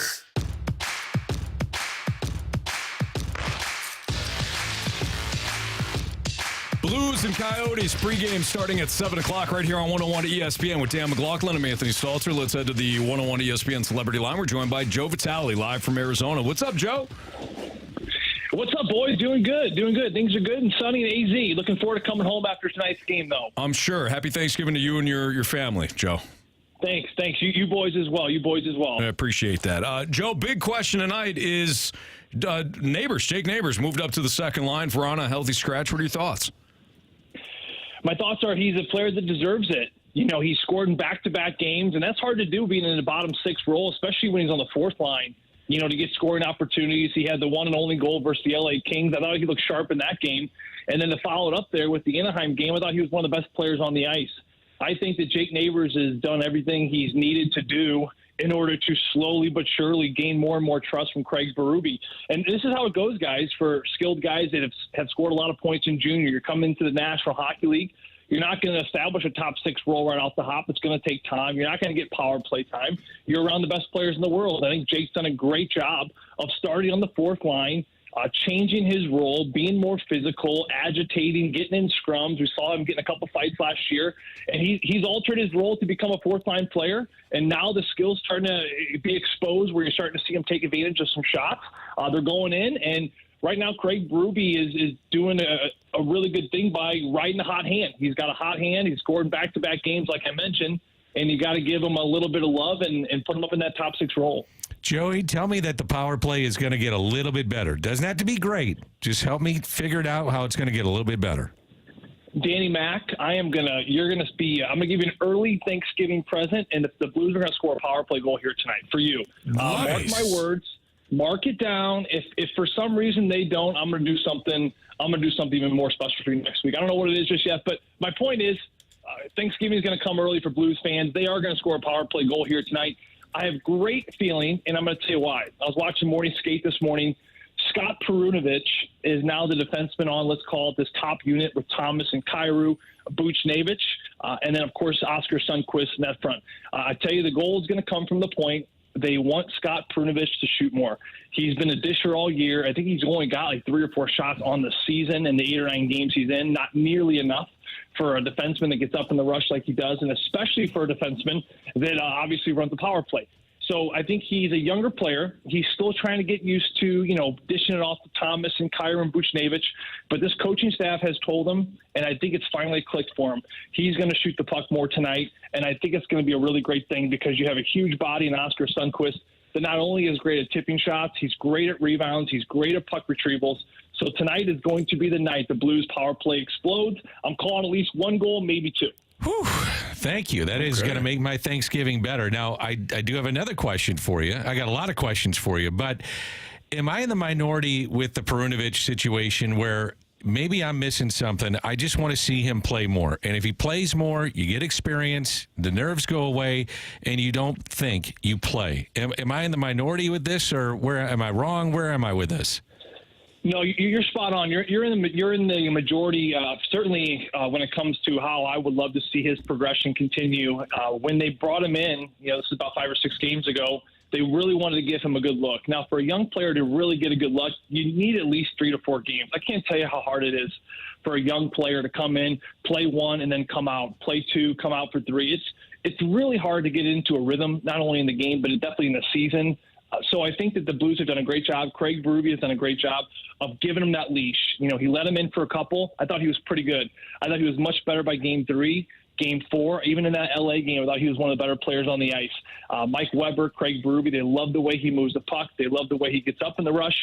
They love everything about his game right now. So I think it's continuing to trend in the right direction. And ultimately, what you're looking for in a hockey player, like you mentioned, Mac, it's about thinking versus reacting. One of my favorite movies this past year was Top Gun 2, and one of the best lines in that movie, and I think it's so applicable to hockey, is when the captain said, when you're up there, you can't be thinking, you just got to be reacting. If you're thinking, you're dead. If you're thinking, you're hesitating. If you're thinking, things are slowing down too much. So I think for hockey, for Scott Perunovich and any player that's trying to get accustomed into that flow of the game, it's just got to be reacting. It's just, you just let that natural state, that natural instinct kind of take over. And I think when you are coming in and coming out and maybe not playing as much, you find yourself thinking a little bit too much, and that's where that hesitation ultimately comes in. But I look at Scott Perunovich now, and I look at a player that's just reacting. I think the one thing he can do for himself to even push him a little bit further over is to have a little success on this top unit on the power play. And like I mentioned there in the last question, I think he's going to throw more pucks to the net, and the big body in front for Oscar Sundqvist could be a really good confidence booster for Scotty P moving forward. Joe Vitale joining us right now on your home of the Blues, 101 at ESPN. Joe, you've mentioned the coaching staff several times now. What do you think the coaching staff has done really well since implementing some new strategies in the offseason? Well, one thing I think Craig Berube has done really well, I think he does it better than maybe any coach in the National Hockey League, at least from what I can tell. He's very good about delegating information, very good about delegating responsibility to his assistant coaches. A lot of times you see a head coach and he likes to be the head. He likes to be the guy. He likes to be with the chalkboard and running meetings. Craig Berube, believe it or not, he's actually very hands-off when it comes to becoming a head coach, probably way more than people even realize. The team runs meetings, and you'll have Steve Ott just go PK in 5-on-5 meeting. Mike Weber will take over a segment, and the head coach just kind of sits back. We've seen a lot of practices where Craig Berube doesn't even go on the ice. He's dealing with other things, and, of course, he lets the assistant coaches take away with it. So I think he's done a very good job delegating information out. And I think that with Mike Weber and Steve Ott, I think it's really important and a huge key, and especially in today's game, that you have coaches that are more recently removed from playing. I think it's a huge thing. I look at Craig McTavish last year, as much knowledge as he has and wisdom he has. I think there was maybe a little bit of disconnect between Craig McTavish and, of course, some of the younger players. I remember there was games where, Robert Thomas had an iPad and he's trying to show Craig McTavish something, and then, Craig had a loose leaf piece of paper and he's trying to draw something with a pen. And, it's a small thing, but it's also a kind of a relevant thing when you think about the technology. Certainly the players are used to. And I think that just being Steve and, of course, Mike Weber, they're not far from the game. They understand the pressures. They understand how the game is moving. It's a quick game. It's a much quicker game than it was 30 years ago. So I think that, when you have a head coach that delegates that information, and then assistant coaches that have a really good connection and communication with those younger players, and then also ultimately it's guys as a group, coaching staff giving these young guys the freedom to go out there, to continue to learn, continue to make mistakes without being reprimanded, which this coaching staff has done a great job of this year. So, Joey, I guess we're expecting probably like around 22,500 to 24,000 tonight for this tilt. You know what? In a small building, it may sound like that, Danny Mac, but unfortunately, you're probably overshooting it by about 15,000. Yeah, and that might be generous. Exactly. Well, especially because it's Thanksgiving break and it's a little bit quieter here on ASU campus. But, yeah, for the second straight year, the Blues will be playing at the ASU arena here, Mullet Arena, which is right on campus here for ASU, where all the Sun Devil fans, of course, know it all too well. But a quieter campus, a quieter rink here tonight. It's going to be interesting because the Blues, in games like this, you really got to figure out a way to manufacture your own energy, manufacture your own emotion. Pat Maroon was still one of the best players in the league that can do it. He realized early he's got to get into the game early, whether it's sticking a guy off the whistle or getting to a scrum, getting a face wash from someone else, whatever it is. But figuring out a way to emotionally get into this game, because it's going to be a bit quieter of a building, and it's a building the Blues have not had a lot of success at. They're 0-2 in their career here, so they like to turn that around here tonight. Joe, good stuff, man. We'll listen to you on not only the broadcast, but also the pre and post game, too. Have a great call. It sounds good, Stalt and Danny Mac. You guys have a very blessed and safe Thanksgiving tomorrow. Same to you. Thanks, Joe. We'll see you. That's Joe Vitale. Again, pregame tonight, 7 o'clock, right here on your home of the Blues, 101 ESPN as the Blues visit the Coyotes in front of about 200 people. It's going to be fun. 200. Yeah, about 200 or so, and most of that's going to be media. Yeah. Yeah. I do like the idea of what Jamie was talking about, like being right on the ice. Mm-hmm. If you go to the old barns up in Canada, they would have the gondola there. And you could see the play when you were hovering over the ice. You could see the play develop. Was really unique. I mean, being on top of the ice as opposed to being down on the benches or in a normal broadcast booth. I don't know. I think from a player's perspective, even if it's not that many people, it still can be fun. Yeah. You know what I mean? It's intimate. It's different. Right. Absolutely. So we'll see. That's Dan McLaughlin. I'm Anthony Stalter. We've got fade or follow, then criticisms, compliments. Next on 101 ESPN.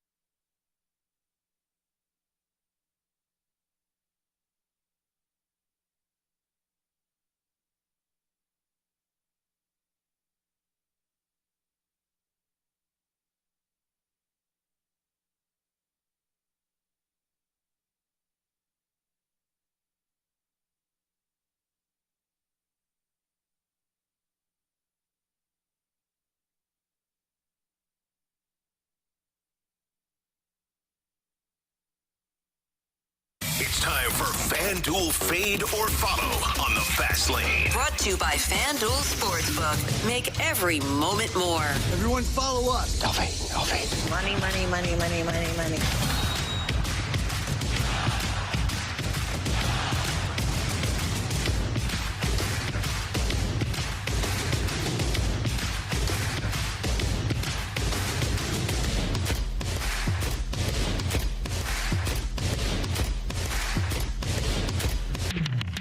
All right, it's Fastlane on 101 at ESPN. We've got Fade or Follow, and Lewis is back going for $100 of FanDuel's money. What's up, Lewis?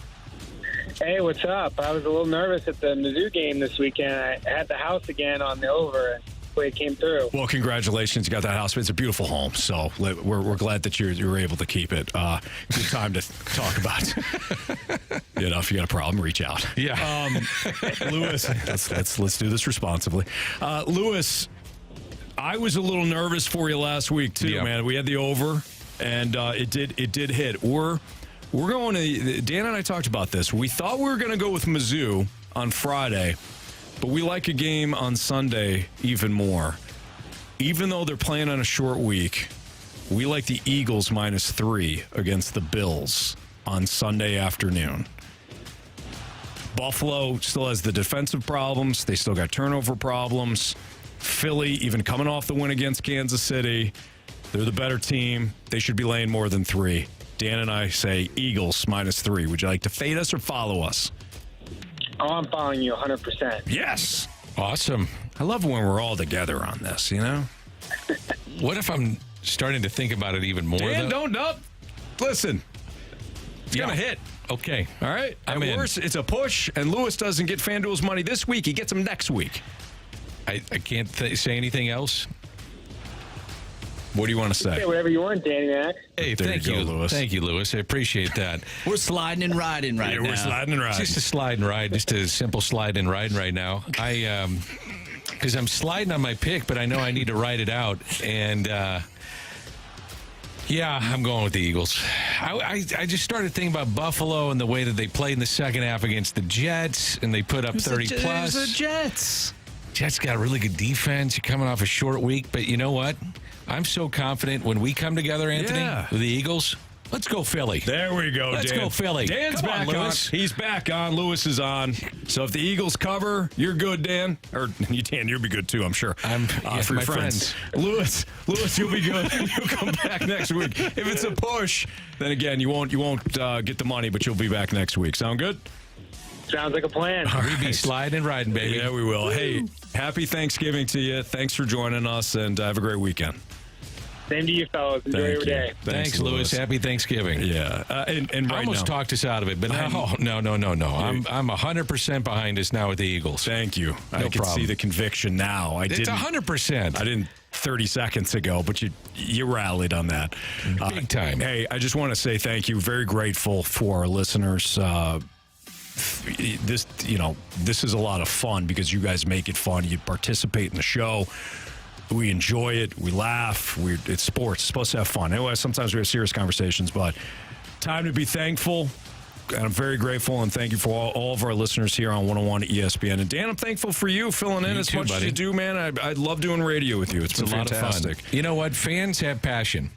And if they didn't have passion and stay in traffic until midnight at night and go to these games and then wake up and talk about them, we wouldn't have jobs. So very, very true. Very thankful to their fandom, their passion. Don't always agree with their takes. They don't always agree with what I have to say. That's great. I truly mean that. I'm very thankful that people are as passionate as they are about the games that we love to talk about. It makes it a lot of fun. A hell of a way to make a living, isn't it? Absolutely. It certainly is, Dan. It's Absolutely. great. And I'm thankful to you and Marcia. I really am. You guys are the best. Well, Dan, I appreciate that. I'll see you tomorrow. For Thanksgiving dinner. Yeah, absolutely. Yeah. Marsh, very thankful for you, man. We've been working together now for quite a while. Yeah. You pour in a lot of hard work, my friend, so thank you. Thank you. And I'm thankful for you guys. Get to be around the best every day, learn from the best, and apply what I've learned on this show. And Jamie is the best. I'll give you that. You get to slide and ride, baby. Hell yeah. Sliding and riding. Sliding and riding, baby. Right into Thanksgiving. That's right. So everybody have a safe and very happy Thanksgiving from us here in the Fast Lane. But before we sign off for the night and the weekend, Marsh, what do we got for criticisms and compliments? Yeah, from the 314. I love how Anthony says he only looks at 5 things when picking football and proceeds to name literally every aspect of football. No, I didn't. Coaching, quarterback play, offensive line, pass rush, defense, and rushing attack. That's it, rushing attack. I didn't mention receivers. Well, everyone knows the special teams. The heartbeat of a team is the receivers. Is the receivers. Yeah, it's a pretty good point. I pretty much listed everything. You did list a few things, but I was actually in agreement with you. Okay, well, let's try it with hockey here. The only things I look at is the puck deep, is the ability to score and the ability to not allow the other team to score. That's it. That nailed it. That really nailed really it. Good. I'll tell you what, that's a really breakdown good call. you're not going to normally it's get. a really good call out. I was actually thinking about ranking them, but I said 5 things, and that's it. And then you got to get pucks on the net, traffic in front, get the puck deep. Battle in the corners. Forecheck. Got a forecheck. Yeah. You don't forecheck, you don't have a game. Make sure you get those pucks in deep, too. And the most important thing you got to have, team's got to have an identity. For sure. And you got to clear the zone, too. If you don't have an identity, you don't have a team. This is why you just called Dan the best. I see it. Dan will be the first guest at the Clear Camp. Yeah, he will. That's just a simple breakdown. No big deal. Nice. We got a message from Gator Bait, who yesterday, I gave him a shout out. At this point yesterday, Gator Bait was not listening anymore, so we're going to redo it today. Gator Bait says today from our Air Lions team on YouTube, Anthony, the ace of the gauntlet again today. 16-20, baby. Way to kick some ass on Thanksgiving Eve. Thank you. Wow. Thank you, Gator Bait. Gator Bait. I've had a couple of good gauntlets the last 2 days there. I feel good heading into the break here. You were impressive today. Thank you, Dan. Very impressive on 16-20 and then extremely impressive on potassium. Yeah, I appreciate that. Well, it was easy when you give me a fake word like, what was it? Tungsten. Yeah. That's like a computer software program or something. I wasn't falling for that. No, you weren't. Yeah. You didn't fall for 1508 either. No. Nope. You can't give me 2 1600s and then tell me there's a 1500. No. Not a chance. I eliminated that right away. Well done. 1620. Nice even number. Hell of a job. Of course, 1678? That's also 1678. Yeah, also an even number. But regardless, you get what I'm saying. You're talking about the fives. The real even. Going by fives. Yeah. Do you do that for your TV, too? When you turn the TV up, do you go by fives? Do you keep them even? Do you keep them odd? Oh, wow. No, I don't. There's some weirdos out there. I've never heard of that. I am one of them that I can't just, I'm going to click like 3 times. No, it's got to either be up by 5. Really? Or it has to be an even number or an odd number.